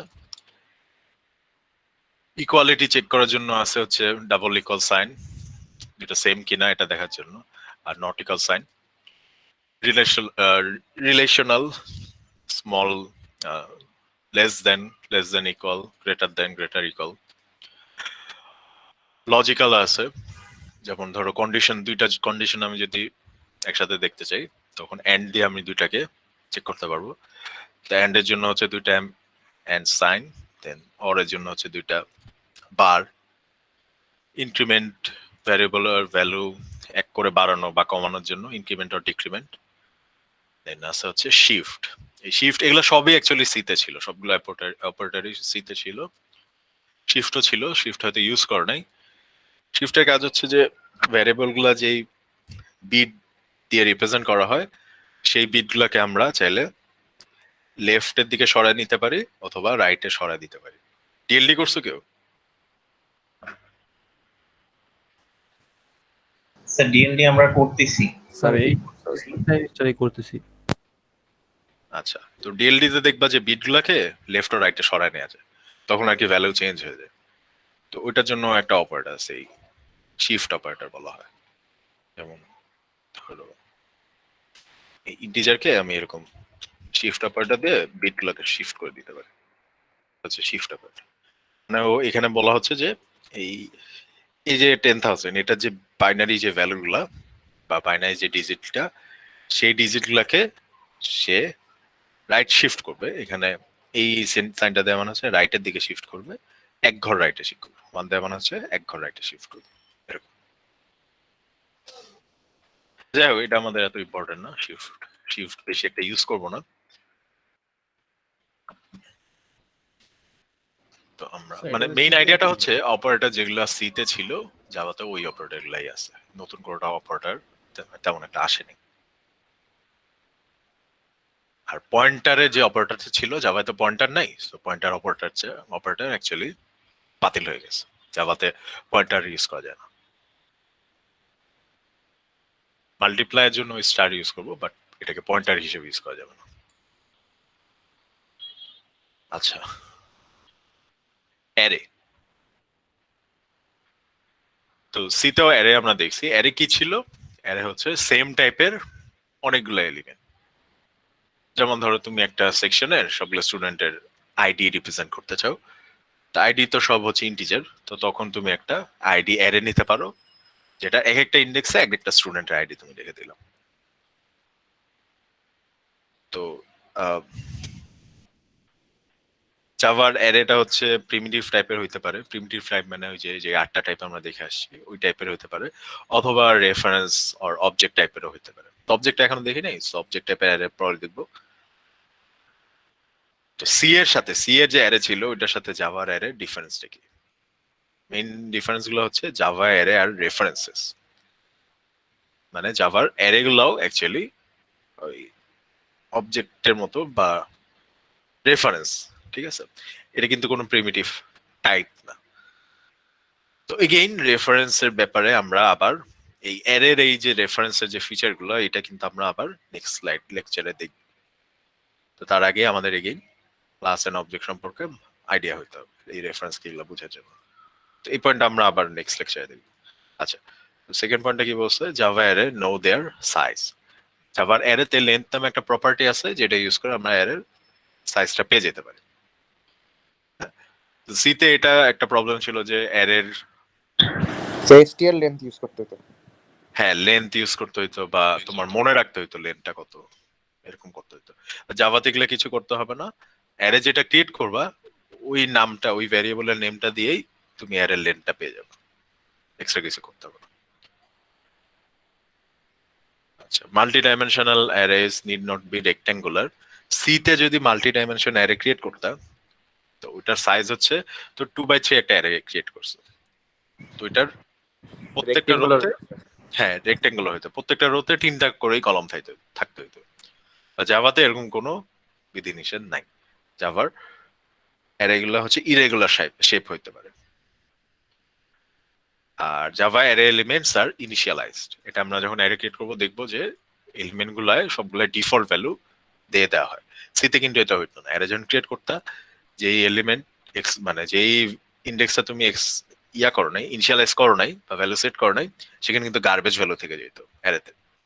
আর জাভার অ্যারেতে সবগুলো এলিমেন্টে ডিফল্ট ভ্যালু দিয়ে দেওয়া হয়। তো ডিফল্ট ভ্যালু হচ্ছে ইন্টিজারের ডিফল্ট ভ্যালু 0 বা যে কোনো ইন্টিগ্রালের ডিফল্ট ভ্যালু 0, বুলিয়ানের ডিফল্ট ভ্যালু ফলস দিয়ে দেয়, আর ডাবল গুলার ভ্যালু হচ্ছে 0.0 দিয়ে দেয় ডাবল টাইপ গুলো। আর রেফারেন্স টাইপ যদি হয় বা অবজেক্ট টাইপ যদি হয় তখন ডিফল্ট ভ্যালু দিয়ে দেয় নাল। তো আমরা ইন্টিজার একটা অ্যারে ক্রিয়েট করব, ওইটার ডিফল্ট ভ্যালু দেয়। স্যার এই যে ইনিশিয়ালাইজের যে ব্যাপারটা, এটা কি শুধু স্যার অ্যারের ক্ষেত্রেই নাকি স্যার নরমাল যদি কোনো টাইপ আমরা ডিক্লেয়ার করি ওইটাও অটোমেটিক্যালি ইনিশিয়ালাইজ থাকবে? এটা যদি তুমি ফাংশনের মধ্যে ডিক্লেয়ার করো তাহলে অটো হবে না। ফাংশনের মধ্যে যদি করো তাহলে অটো হবে না,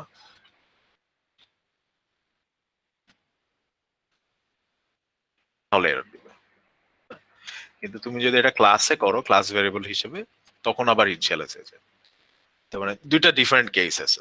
আপাতত ধরে নাও যে ফাংশনের মধ্যে আমি যদি করি তাহলে অটো ইনিশিয়ালাইজ হয় না, ভ্যারিয়েবলটা অটো ইনিশিয়ালাইজ হয় না। অ্যারে হবে বাট ভ্যারিয়েবল গুলো অটো ইনিশিয়ালাইজ হবে না। আর স্যার আর একটা প্রশ্ন, এই যে মাল্টি ডাইমেনশনাল অ্যারে যেটা বললেন যে সে তো আমাদের রেক্টেঙ্গুলার শেপ হতো, আর এখানে হবে হচ্ছে ইরেগুলার শেপ। মানে এখানে বিষয়টা কি এরকম যে আমরা যেই ঘরগুলো ইউজ করব শুধু সেই হিসাবে শেপটা হবে এরকম?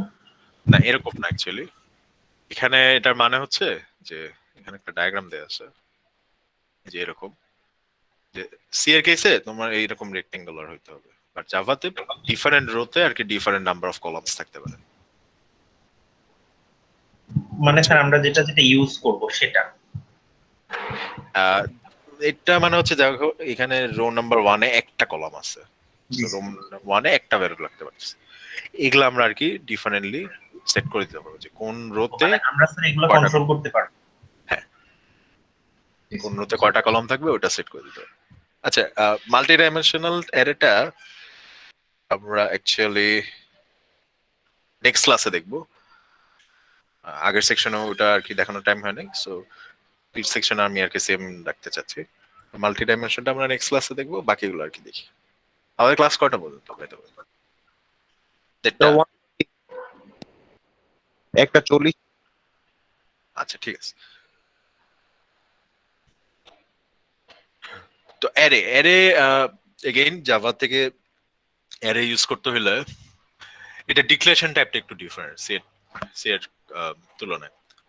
সিতে আমরা অন্য একটা ওয়েতে অ্যারে ডিক্লেয়ার করতাম, জাভার ওয়েটা আমরা দেখি জাভাতে কিভাবে অ্যারে ডিক্লেয়ার করা যায়। অ্যারে ডিক্লারেশনের জন্য দুইটা জিনিস আমাদের লাগবে, হচ্ছে প্রথমে এরকম একটা রেফারেন্স দিতে হবে। এটা দেয়া মানে এখানে আমরা বলতেছি যে আমরা এখানে একটা অ্যারে ক্রিয়েট করব, আমরা ইন্টিজার ভ্যারিয়েবল ক্রিয়েট করব না। এটা যদি আমি না দেই ব্রেসটা, তার মানে এখানে integer array, sorry integer variable হয়ে যাচ্ছে। আর অ্যারে দিতে হলে আমাদের এখানে এই সিম্বলটা দিতে হবে, third bracket on and off সিম্বলটা দিতে হবে, তখন কম্পাইলার বুঝবে যে এখানে একটা অ্যারে ক্রিয়েট করা হচ্ছে। আর এখানে দিতে হবে হচ্ছে রাইট সাইডে দিতে হবে হচ্ছে নিউ ইন্টিজার অ্যারে সাইজটা। জাভার অ্যারে এরকম দুইটা স্টেপে ক্রিয়েট করা হয়। সিতে কি করছো ভুলে যাও, জাভার অ্যারেটা এরকম দুইটা স্টেপে তোমার ক্রিয়েট করতে হবে। প্রথমে লেফট সাইডের এই জিনিসটাকে বলা হয় রেফারেন্স অ্যারে। এখানে রেফারেন্সে আমরা অ্যারের নামটা দিচ্ছি, ডেটা টাইপ দিচ্ছি আর অ্যারের নামটা দিচ্ছি।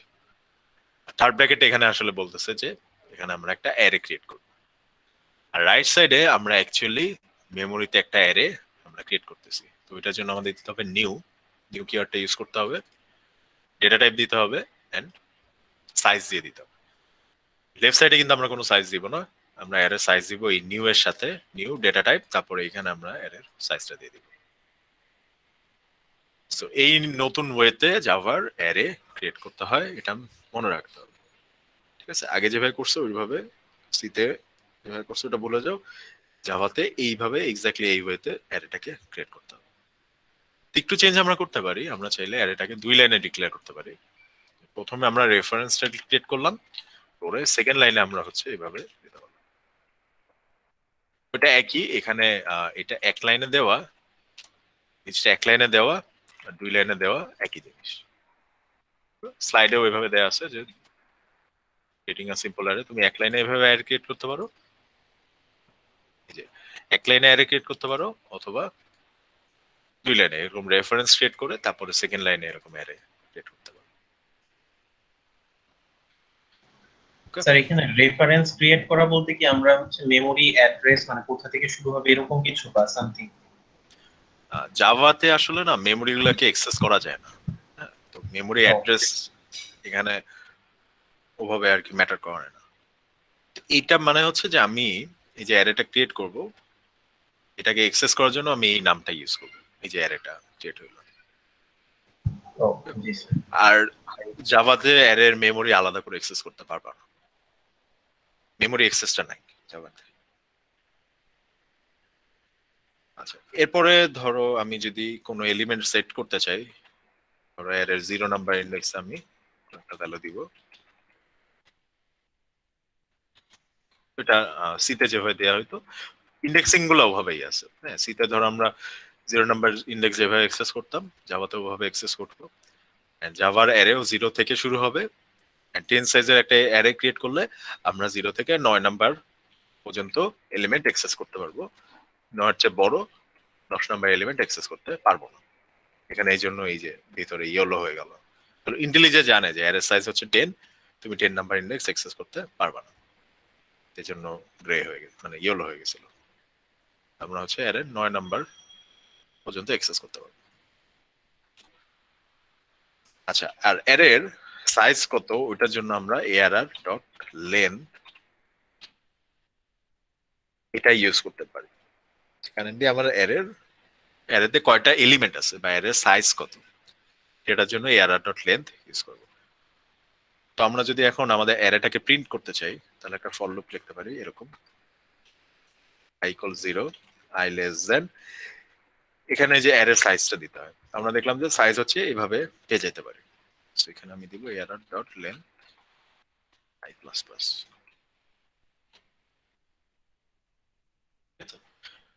এখানে আমরা হার্ড কোড করে দিব না সাইজটা, আমরা হচ্ছে arr.length দিয়ে অ্যারের সাইজটা পেয়ে যাব। সুবিধা কি, যদি অ্যারের সাইজ কখনো চেঞ্জ হয়, হ্যাঁ, তখন কিন্তু আমার কোডে এখানে চেঞ্জ করতে হবে না। তারপরে আমি প্রিন্ট করতে চাইলে এখানে দিতে হবে system.out.println দিয়ে আমি যদি অ্যারের এলিমেন্ট গুলোকে প্রিন্ট করতে চাই, বলতো এখানে কি লিখবো এটা ভিতর,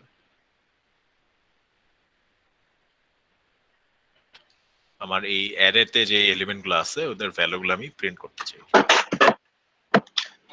add I স্যার এআই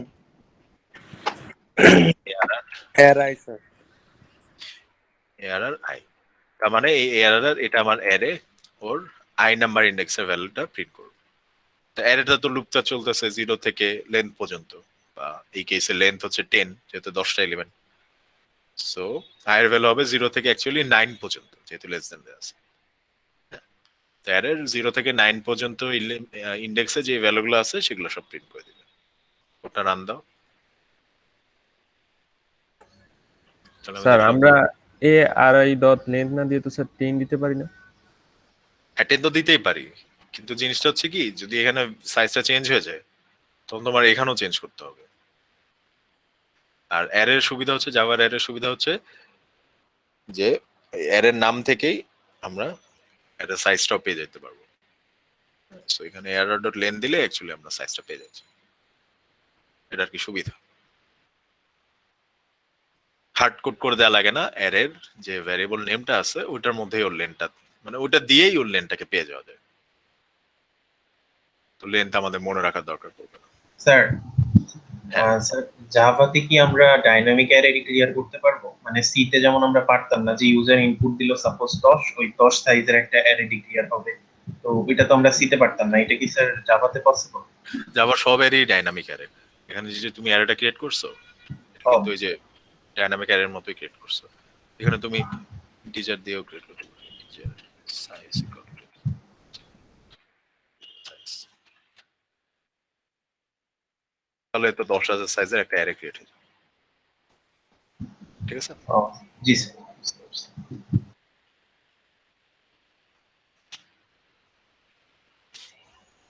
আর ভ্যালুগুলো দেখো, আউটপুটটা আমরা একটু দেখি। আউটপুট আসছে কি, অনেকগুলো 0 আসছে, লাস্ট একটা 5 আসছে, কারণ আমরা লাস্ট ইন্ডেক্সে 5 দিয়ে দিয়েছিলাম। আর এগুলো 0 আসছে কেন?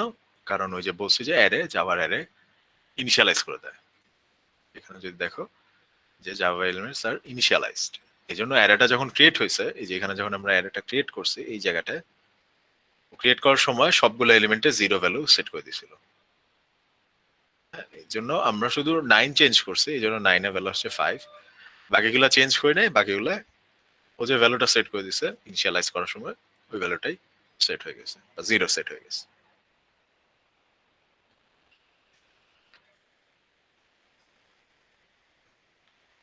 তাহলে আমরা কিভাবে অ্যারে ডিক্লেয়ার করে দেখলাম, এক লাইনে কিভাবে ডিক্লেয়ার করে ওটাও দেখলাম, মাল্টিপল লাইনে কিভাবে করে সেটাও দেখলাম, আর এক্সেস করা দেখলাম। আচ্ছা, এরপরে আছে হচ্ছে ডিক্লারেশনের সাথে ইনিশিয়ালাইজও করে দেওয়া যায়। তো একটা অ্যারে, তুমি ধরো একটা অ্যারে ক্রিয়েট করছো, এভাবে একটা অ্যারে ক্রিয়েট করছো,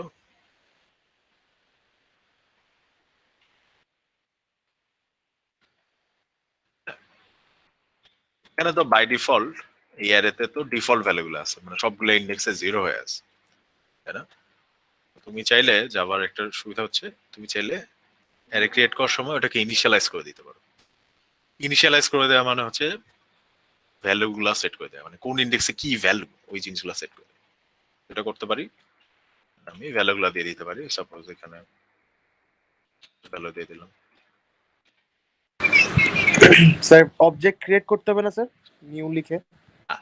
এটাই সুবিধা, যে আমরা জাস্ট এই সিগনেচারে মানে একটা কার্লি ব্রেস দিব, কার্লি ব্রেস এন্ড করব, এই কার্লি ব্রেসের মধ্যে আমাদের হচ্ছে যে এই ভ্যালুগুলো আমি দিতে চাই এর মধ্যে, সেই ভ্যালুগুলো লিখে দিব আর কমা দিয়ে সেপারেট করে দিব ভ্যালুগুলো।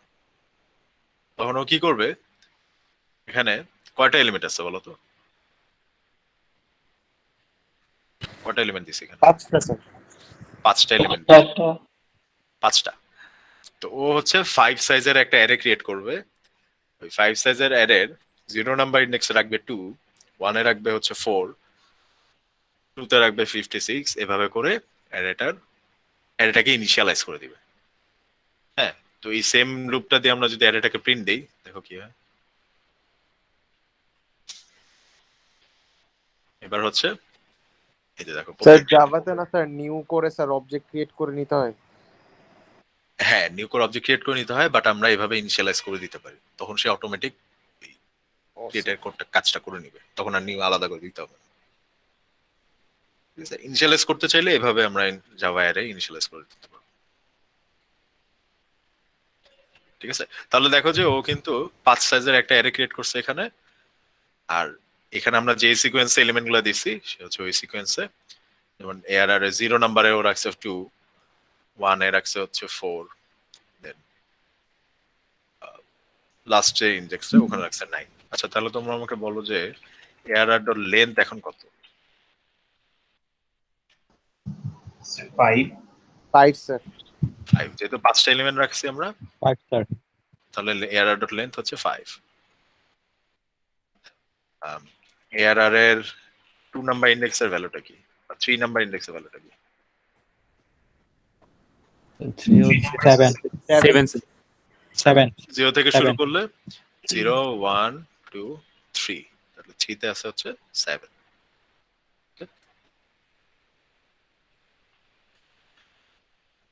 তো এই সিস্টেমে আমরা যদি অ্যারে ক্রিয়েট করি, এটাকে বলা হয় হচ্ছে অ্যারে ইনিশিয়ালাইজ করে দেওয়া। হ্যাঁ, ডিক্লেয়ার করার সাথে ইনিশিয়ালাইজ করে দিচ্ছি। তো তোমাকে যদি কোনো কোয়েশ্চেনে বলে যে তোমরা একটা অ্যারে ইনিশিয়ালাইজ করো এই ভ্যালুগুলো দিয়ে, তখন হচ্ছে এই সিস্টেমে করে দিবা। আচ্ছা স্যার হ্যাঁ, স্যার একটা অ্যারে আমরা ডিক্লেয়ার করার পর এইটার সাইজ কি বাড়াতে পারবো কোনোভাবে? না, একবার একটা অ্যারে ডিক্লেয়ার করে দিলে ওটা সাইজ ফিক্স হয়ে যায়, ওটাকে চেঞ্জ করার ওয়ে নেই। তো দুইটা কাজ করতে পারো, নতুন আরেকটা অ্যারে ক্রিয়েট করে প্রথমটা থেকে কপি করে নিয়ে আসতে পারো এলিমেন্টগুলো, নতুন অ্যারেটা বড় সাইজ করে নিতে পারো, অথবা অ্যারে লিস্ট বলে একটা জাভার একটা কালেকশন আছে, অ্যারে লিস্ট ইউজ করতে পারো, ওখানে আবার সাইজ নেই আমাদের, সমস্যা নেই। আমরা ফাইনালে লাস্টের দিকে যাই অ্যারে লিস্ট। হ্যাঁ স্যার এর থার্ড ব্র্যাকেটের মধ্যে যদি লিখে দেই তাহলেও হবে না স্যার? কি লিখে দিবা? মনে জি করি নেই। স্যার আমি স্যার 6 7 এর মতো নিয়েছি স্যার, হুম। মানে সাইজটা। মানে এটা বলতেছো? না স্যার, ওই স্যার এরে ব্র্যাকেটের মধ্যে স্যার। এভাবে যদি ডিক্লেয়ার করো মানে ইনিশিয়ালাইজ করো, তখন তোমার সাইজ লিখতে হবে না এখানে। আর রেফারেন্সের সাথে কিন্তু কখনোই সাইজ দেওয়া যায় না, এখানে দিলেই এটা এরর দিবে। রেফারেন্সের মধ্যেই আমরা কখনোই সাইজ দিব না। সাইজটা হয়তো তুমি যদি এই যে এই সিস্টেমে ডিক্লেয়ার করো, এই সিস্টেমে যদি ডিক্লেয়ার করো তখন নিউ ইন্টিজারের সাথে তুমি সাইজটা দিয়ে দিতে পারো, কিন্তু ডিক্লারেশন করলে সাইজ দেওয়ার দরকার নেই, কারণ সাইজটা সে এই ইয়াটা থেকেই পেয়ে যাবে, মানে এই ডেটা থেকেই সে সাইজটাকে পেয়ে যাবে। আচ্ছা, আর এই জিনিসটা তুমি যদি 2 লাইনে করো তখন কিন্তু এভাবে কাজ করবে না। হ্যাঁ, তুমি যদি এটা 1 লাইনে রাখো তখন কাজ করবে। এটাকে যদি সেকেন্ড লাইনে নিয়ে যাই তখন কাজ করবে না। সেকেন্ড লাইনে গেলে আমার এখানে আবার লিখতে হবে নিউ ইন্ট, এভাবে লিখতে হবে। তার মানে এক্সট্রা এখানে এই যে এই পার্টটুকু এক্সট্রা অ্যাড করতে হচ্ছে যদি আমি সেকেন্ড লাইনে এটাকে নিয়ে যাই। মানে এআরআরটা 1 লাইনে ডিক্লেয়ার করছি, তারপরে এআরআর অ্যাসাইন করছি হচ্ছে আরেকটা লাইনে, তখন আমার এরকম নিউ ইন্ট থার্ড ব্র্যাকেট দিয়ে দিতে হবে। এই যে এই ব্রেসের সাথে নিউ ইন্টিজার থার্ড ব্র্যাকেট দিয়ে দিতে হবে, এখানে দেয়া আছে। ডিউরিং ডিক্লারেশন যেটা আমরা করব অলওয়েজ, তখন আমাদের জাস্ট সিম্পলি এভাবে ডিক্লেয়ার করলেই হয়। আর যদি আফটার ডিক্লারেশন আমরা করি তখন এটার সামনে নিউ ইন্টিজার দিয়ে ব্র্যাকেট সাইনটা দিয়ে দিতে হবে। তখন যদি একটা লাইনে দাও তখন আবার কম্পাইল এরর দিবে। স্যার হ্যাঁ। কি ইনপুট নিলে কি স্যার ডিক্লেয়ার করে দিতে হবে স্যার? কি ইনপুট নিলে? ওটা স্ক্যান করি স্যার, মানে ইনপুট নেব স্যার। হুম। ইনপুট নিলেও কি স্যার ডিক্লেয়ার করে দিতে হবে? তুমি এখানে রাখতে পারো, তো ইনপুট ধরো নিলা একটা ভ্যারিয়েবল, এটার মধ্যে ধরো একটা নিলা ইনপুট, ওটা দিয়ে তুমি ডিক্লেয়ার করতে পারো। বুঝছো? এখানে ধরো ইনপুট নিয়ে নিলা, এক লাইনেও করতে পারো এই জিনিসটা, যে না স্যার, একটা ইনপুট না স্যার, অল কি ইনপুট নেব স্যার? একটা নিলে তো অলটাই নিতে পারবে, তাই না? একটা যদি নিতে পারো সবগুলাই নিতে পারবো না? না sir, manually sir all input নেব স্যার। স্যার এখানে যে সি এর মতো স্ক্যানার দিয়ে মানে অল স্ক্যান করবে স্যার। যাবে না? আরে বাবা, তুমি যদি একটা নিতে পারো এখানে ওইটাই বাকিগুলো কথা কেন বলছি। নিতে পারবে না? তুমি নাও 5টা ভ্যারিয়েবল নাও। না স্যার, স্ক্যান করার জন্য বললাম স্যার। স্যার উনি স্ক্যানএফ করে স্যার নিতে চাচ্ছে স্যার ইনপুট এই নিজে যে ভ্যালুটা আমি সেট করে দিচ্ছি, এই ভ্যালুটা তুমি স্ক্যানার দিয়ে নিতে পারবে না এখানে? নিতে পারবো না,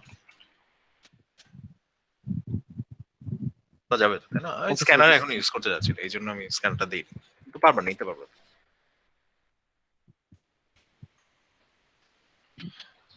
ওকে, আচ্ছা, তাহলে অ্যারে আর কি আছে?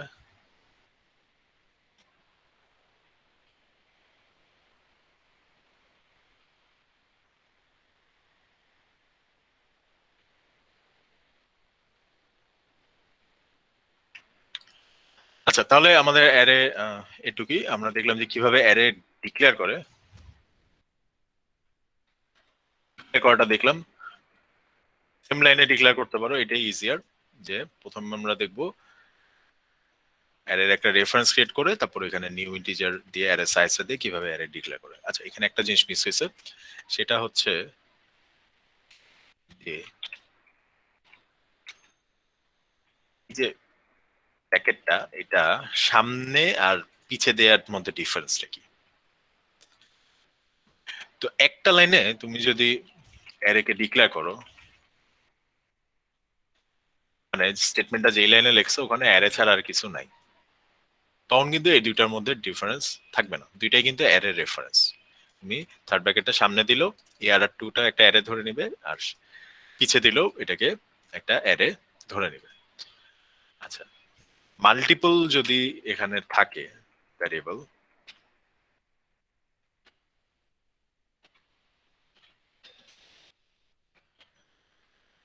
তখন ডিফারেন্সটা ভালো করে বোঝা যাবে। প্রথম যে আমরা ডিক্লারেশনটা দেখতেছি, এখানে এই ব্র্যাকেট যেহেতু সামনে দিছি, হ্যাঁ, তো ও ধরে নিবে যে এখানে আমরা যতগুলো ভ্যারিয়েবল ডিক্লেয়ার করতেছি সবগুলাই হচ্ছে অ্যারে। মানে এই কেসে আমাদের এআর আর টুটাও অ্যারে, এ টুটাও অ্যারে। কিন্তু এই কেসে এখানে জাস্ট এআর আর থ্রিটা অ্যারে। মানে আমরা যদি পিছে দেই ব্র্যাকেটের অ্যারে সাইনটা, যদি আমরা ভ্যারিয়েবলের নামের পরে দেই, শেষে দেই, তখন শুধু যেটার সাথে দিচ্ছি সেটাকে অ্যারে ধরে নেবে। তার মানে এখানে এআর আর থ্রিটা অ্যারে, এ থ্রিটা হচ্ছে একটা ইন্টিজার ভ্যারিয়েবল। তুমি দেখো এ থ্রিতে আগে দিয়ে স্যার 3-4টা লিখলেও স্যার ওই 3-4টা এর হয়ে যাবে। হ্যাঁ সবগুলাই অ্যারে থাকবে তখন। আর পরে দিলে দেখো এই যে এখানে এ থ্রি কিন্তু একটা ইন্টিজার ভ্যারিয়েবল, আমি এখানে যে ভ্যালু 10 সেট করতে পারতেছি। তো তুমি চাইলে এরকম ভ্যারিয়েবল আর অ্যারে একসাথে এরকম দিতে পারো একই লাইনে। তো এই কেসে এআর আর থ্রি আর এআর আর ফোর এগুলো হচ্ছে অ্যারে, আর এ থ্রিটা হচ্ছে তোমার ইন্টিজার, আর এই কেসে সবগুলাই হচ্ছে অ্যারে। আর যদি একটাই থাকে, হ্যাঁ, লাইনের মধ্যে জাস্ট একটা ভ্যারিয়েবল, তখন তুমি সামনে দাও আর পিছে দাও, অত ম্যাটার করবে না। এখানে আমি পিছে দিছি, এটা যদি আমি সামনে দিই জিনিসটা সেম। বুঝতে পারছি আমরা সামনে আর পিছে দেওয়ার ডিফারেন্সটা? জি স্যার। জি স্যার। জি স্যার।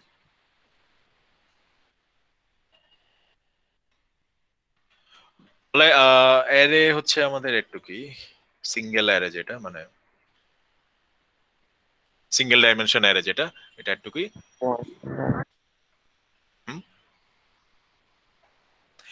এক্সেস গুলো আগের মতোই, হ্যাঁ, অ্যারের এলিমেন্ট ধরে এক্সেস করা, সিতে আমরা যেভাবে দেখছিলাম সেরকমই, চেঞ্জ নেই কিছু। এখানে একটা অ্যারে ক্রিয়েট করে ওই অ্যারের 0 নাম্বার ইন্ডেক্সে ভ্যালু অ্যাসাইন করে, এগুলো তো কোড আমরা দেখছি। এখানে না এই অ্যারেটাকে আবার চেঞ্জ করা হয়েছে, এখানে একটা অ্যারে দেওয়া হয়েছিল 10 সাইজের, লাস্ট লাইনে হচ্ছে ওই অ্যারেটাকে রিপ্লেস করে 2 সাইজের একটা অ্যারে সেট করা হয়েছে।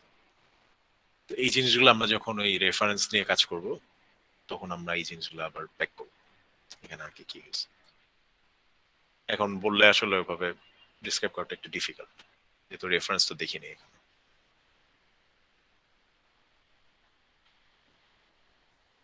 ওকে, তো এরপরে আছে মাল্টি ডাইমেনশন। মাল্টি ডাইমেনশন আমরা নেক্সট ক্লাসে দেখব। আজকের লাস্ট টপিকটা হচ্ছে এনহ্যান্স ফর লুপ বা ফর ইচ লুপ। তো জাভাতে নতুন রকম একটা ফর লুপ আছে যেটাকে বলা হয় enhance for loop, for each loop. ওই ফর লুপটা আমরা একটু দেখব। তো এই কোডের জন্য এই যে এখানে আমরা কি করছিলাম যে আমাদের অ্যারেটাকে প্রিন্ট করছিলাম, এখানে যে ফর লুপটা লিখছি এটা আসলে আরো ছোট করে লেখা যায়, বা ফর ইচ লুপ আর এনহ্যান্স ফর লুপ ইউজ করে এই কোডটাকে লেখা যায়। তো কোডটা হচ্ছে এরকম, ফর ভি কোলন দিয়ে এরর দিয়ে দাও ভি। বেসিক্যালি এই ফর লুপ আর এই ফর লুপ দুটাই সেম। এই যে সেকেন্ড যে ফর লুপটা আমরা দেখতেছি এটাকে বলা হয় হচ্ছে এনহ্যান্স ফর লুপ বা ফর ইচ লুপ। এটি কিভাবে কাজ করে, ফর ইচ লুপের ভিতরে আমাদের দুইটা জিনিস ডিক্লেয়ার করতে হবে। একটা হচ্ছে একটা ভ্যারিয়েবল, যেমন এখানে আমরা একটা ইন্টিজার ভি নামে একটা ভ্যারিয়েবল ক্রিয়েট করতেছি, দেন একটা কোলন সাইন, দেন হচ্ছে যেই অ্যারেটাকে ট্রাভার্স করব সেই অ্যারেটা দিয়ে দিতে হবে। তো এটা হচ্ছে এভাবে কাজ করবে যে এই অ্যারের যে এলিমেন্ট গুলা সেই এলিমেন্ট গুলা একটা একটা করে আমার এই ভ্যারিয়েবল ভি এর মধ্যে আসবে, বা ভ্যারিয়েবল ভি এর ভ্যালুটা প্রথমবারে থাকবে হচ্ছে 2, তারপরে বারে থাকবে হচ্ছে 5, তারপর থাকবে হচ্ছে 56, তারপরে 7, তারপর 9, এভাবে করে অ্যারের মধ্যে যে এলিমেন্ট গুলা আছে ভি এর ভ্যালু হচ্ছে শুরু থেকে একটা একটা করে ওই ভ্যালু গুলাকে পাবে। তার মানে হচ্ছে 5-0-তে ভি এর ভ্যালু হবে হচ্ছে অ্যারের প্রথম যে ভ্যালুটা 2, পরের পাসে ভ্যালু হবে হচ্ছে সেকেন্ড ভ্যালুটা 5, ভি এর ভ্যালু হবে 5, এরকম। পাস মানে কি বুঝি, অ্যারের পাস বলতে কি বোঝাচ্ছি? স্যার একবার ঘুরে আসা। হ্যাঁ এক্স্যাক্টলি। অ্যারেতে কি হয়, এই অ্যারেটা দেখো, এটা যেহেতু আমরা জানি, প্রথমে আই এর ভ্যালু আমি 0 দিলাম, হ্যাঁ, তারপর কন্ডিশনটা চেক করলো, করে কি করবে, এই যে বডির মধ্যে যে কোডগুলো আছে সেই কোডগুলো একবার এক্সিকিউট করবে না, যে যা যা স্টেটমেন্ট আছে সবগুলো একবার এক্সিকিউট করবে। এই অ্যারের বডির স্টেটমেন্ট গুলাকে একবার এক্সিকিউট করা, এটা হচ্ছে একটা পাস। তো এখানে আমাদের এই ফর লুপটা কয়বার এরকম পাস দিবে, আই এর ভ্যালু 0 থেকে লেস দেন 5 বা 4 পর্যন্ত, হ্যাঁ, তার মানে টোটাল 5 বার সে হচ্ছে এরকম পাস দিবে। প্রথম পাসে আই এর ভ্যালু থাকবে 0, সেকেন্ড পাসে আই এর ভ্যালু থাকবে 1, এরকম। তো ফর ইচ লুপের কেসেও 5 বার পাস দিবে। প্রথম পাসে আমাদের ভি এর ভ্যালুটা থাকবে হচ্ছে অ্যারের ফার্স্ট বা 0 ইন্ডেক্সে যে ভ্যালুটা আছে সেটার ভ্যালুটা। সেকেন্ড পাসে ভি এর ভ্যালুটা হবে হচ্ছে এই 2 নাম্বার ইন্ডেক্সে যে ভ্যালুটা আছে ওইটা। এরকম করে লাস্ট পাসে ভ্যালুটা হবে 9 পর্যন্ত। 9 পর্যন্ত না, লাস্ট পাসে অ্যারের ভ্যালুটা হবে 9।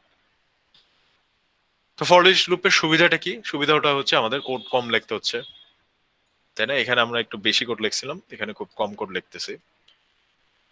আরেকটা সুবিধা হচ্ছে এখানে আমাদের অ্যারের সাইজ নিয়ে কোনো চিন্তা করতে হবে না। দেখো এখানে আমরা জাস্ট কি দিছি, ইন্টিজার ভি কোলন দিয়ে অ্যারেটাকে জাস্ট দিয়ে দিছি, আমাদের সাইজ বা কিছু স্পেসিফাই করে দিতে হচ্ছে না। কমেন্ট আউট করে রাখি, আমাদের সাইজ বা কিছু স্পেসিফাই করতে হচ্ছে না। কোডটা যদি রান দাও, স্যার হ্যাঁ, এছাড়া কি এই দুইটার মধ্যে সিপিইউ বা র্যাম ইউজেজ এর মধ্যে না কোনো না তফাৎ আছে? কোনো ডিফারেন্স নেই, সেম। এই ফর লুপটা শুধু এরর জন্য ইউজ করতে পারবো নাকি অন্য হ্যাঁ কোনো শুধু জায়গায়? অ্যারের জন্য, হ্যাঁ শুধু অ্যারের জন্য। ফর ইচ লুপের লিমিটেশন গুলো হচ্ছে এই যে কোলন দিয়ে এখানে তোমার একটা অ্যারে দিতে হবে, বা অ্যারে টাইপের কোনো একটা ডেটা টাইপ দিতে হবে। আর আরো লিমিটেশন আছে যে এই লুপগুলায় আমরা তো চাইলে এখানে পুরা লেন্থটা না যেয়ে আমরা ধরো অ্যারের অর্ধেক পর্যন্ত যেতে পারতাম।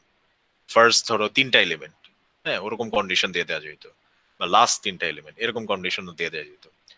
বাট ফর ইচ লুপে এরকম কোনো কন্ডিশন দেওয়া যাবে না।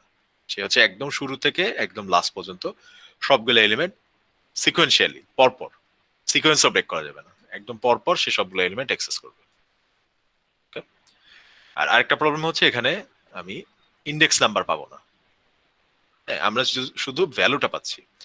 যেমন থার্ড পাসে, হ্যাঁ, বা পাস 2-তে, অ্যাকচুয়ালি পাস 2-তে ভি এর ভ্যালু হবে 56, হ্যাঁ, কিন্তু আমরা কিন্তু ওখানে আই এর ভ্যালু মানে কোন ইন্ডেক্সে যে 56 ভ্যালুটা আছে ওই ইন্ডেক্স নাম্বার কিন্তু পাচ্ছি না ফর ইচ লুপে, তাহলে ইন্ডেক্স নাম্বারটা পাওয়া যায় না।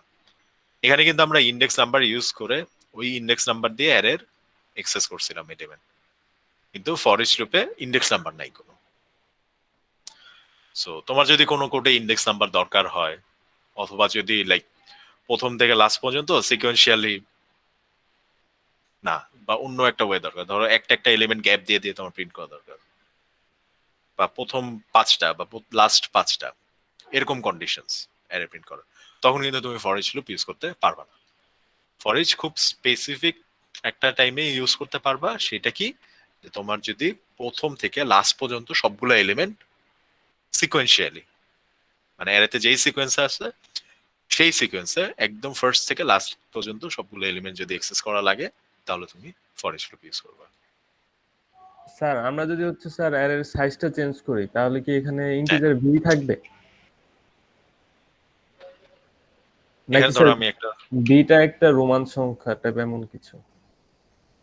এটা হচ্ছে তোমার এই ভ্যারিয়েবলের নাম, মানে এই যে ভ্যালুটা আমার আসতেছে, ওই ভ্যালুটা আসতেছে ইন্টিজার ভি ভ্যারিয়েবলের মধ্যে। এখানে তুমি যে কোনো নাম দিতে পারো, তুমি এখানে আমি স্যার এ মনে দিতে পারো, আই দিতে করি ভিটা একটা রোমান সংখ্যা, মানে না ভিতে না তো না, ভি ভি জাস্ট একটা ভ্যারিয়েবলের নাম, এটা কোনো সিগনিফিকেন্স নেই, এটা যে কোনো নাম থেকে দিতে পারো, জি স্যার। এলিমেন্ট দিতে পারো।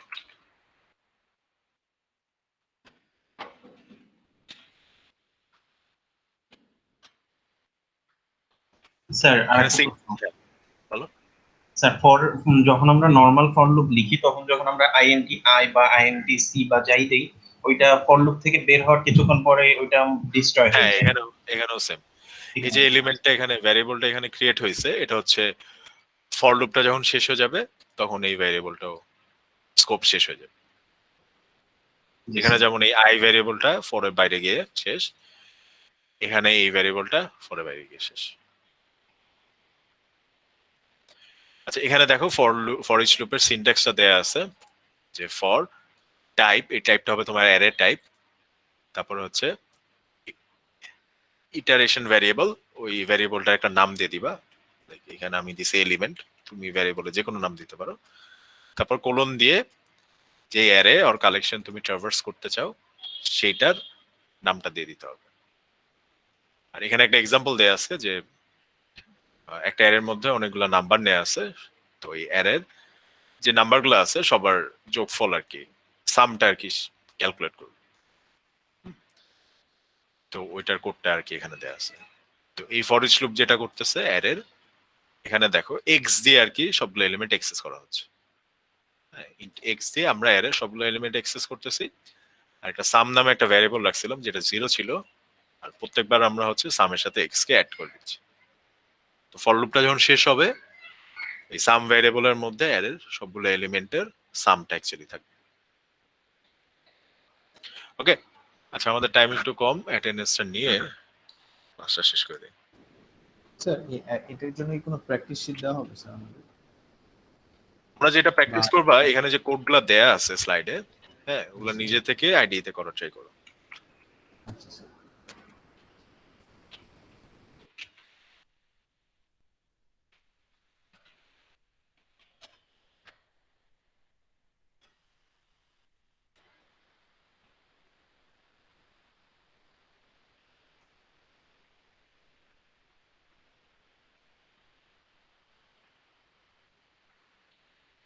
ওকে, অ্যাটেন্ডেন্সটা নিচ্ছি। Ayesha Ferdous, Yes, sir. Sovan Mondal, yes sir. Mamunur Rashid, sir Mustafizur, আমি গত ক্লাসটা করছিলাম স্যার, আমার মাইক প্রবলেমের কারণে আমি আচ্ছা প্রেজেন্টটা দিতে সমস্যা নেই, পারিনি। সমস্যা নেই। মুস্তাফিজুর রহমান, মুস্তাফিজুর রহমান, রাহাত জামান, সারিয়া Khatun, Yes, sir. Mahmuda Khatun, Yes, sir. Anika Rashid, Anika Rashid, Sanjida নূর, Present, sir. ফারহানা খান, Sourav Hossain, Yes, sir. Sadman Rafid, Sir, present, sir. Sadman Rafi, sir. আচ্ছা, Najmus Shakib, Yes, sir. Anik Biswas, Shoaib Ahmed,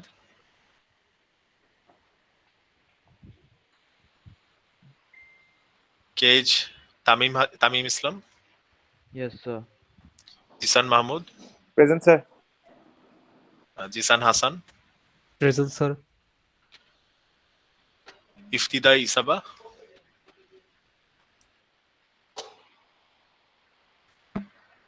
Shifat Al Maruf, yes sir. Pushpita Zohra, Yes, sir. Rishad Islam, Yes, sir. Israt Jahan, Yes, sir. Adib Mahmud, present sir. Susmita Dey, Present, sir. Aklima Haqqani,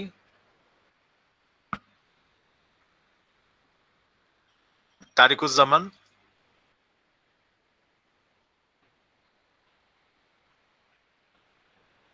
Ashikur Zaman, Yes, sir. Abu Bakar Hridoy, Present, sir. Tuntun ইউ, Yes, sir. Mahmudul হক,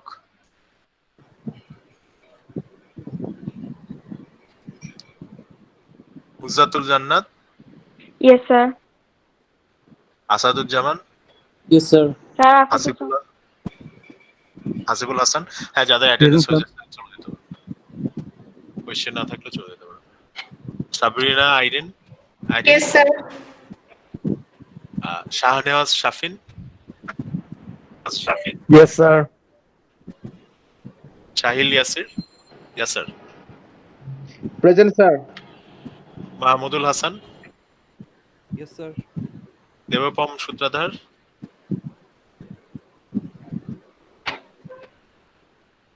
আসান Khan, present sir. Swapnil Khandakar, present sir. Deep Saha, present sir. Rafin Haque, present sir. Asif Mahmud, present sir. Mehedi Hasan, present sir. Sajid Hossain, yes sir. Sumaiya Alam, Present, sir. Lailafin Nahar, Yes, sir. Sheikh Nahiduzzaman, present sir. Hasibur Rahman, present sir. Rafi Sikdar. Present sir. ওকে, কেউ বাকি থাকলে আমাকে বলো present দেওয়া। কেউ miss করলে আইডিটা বলো আমাকে।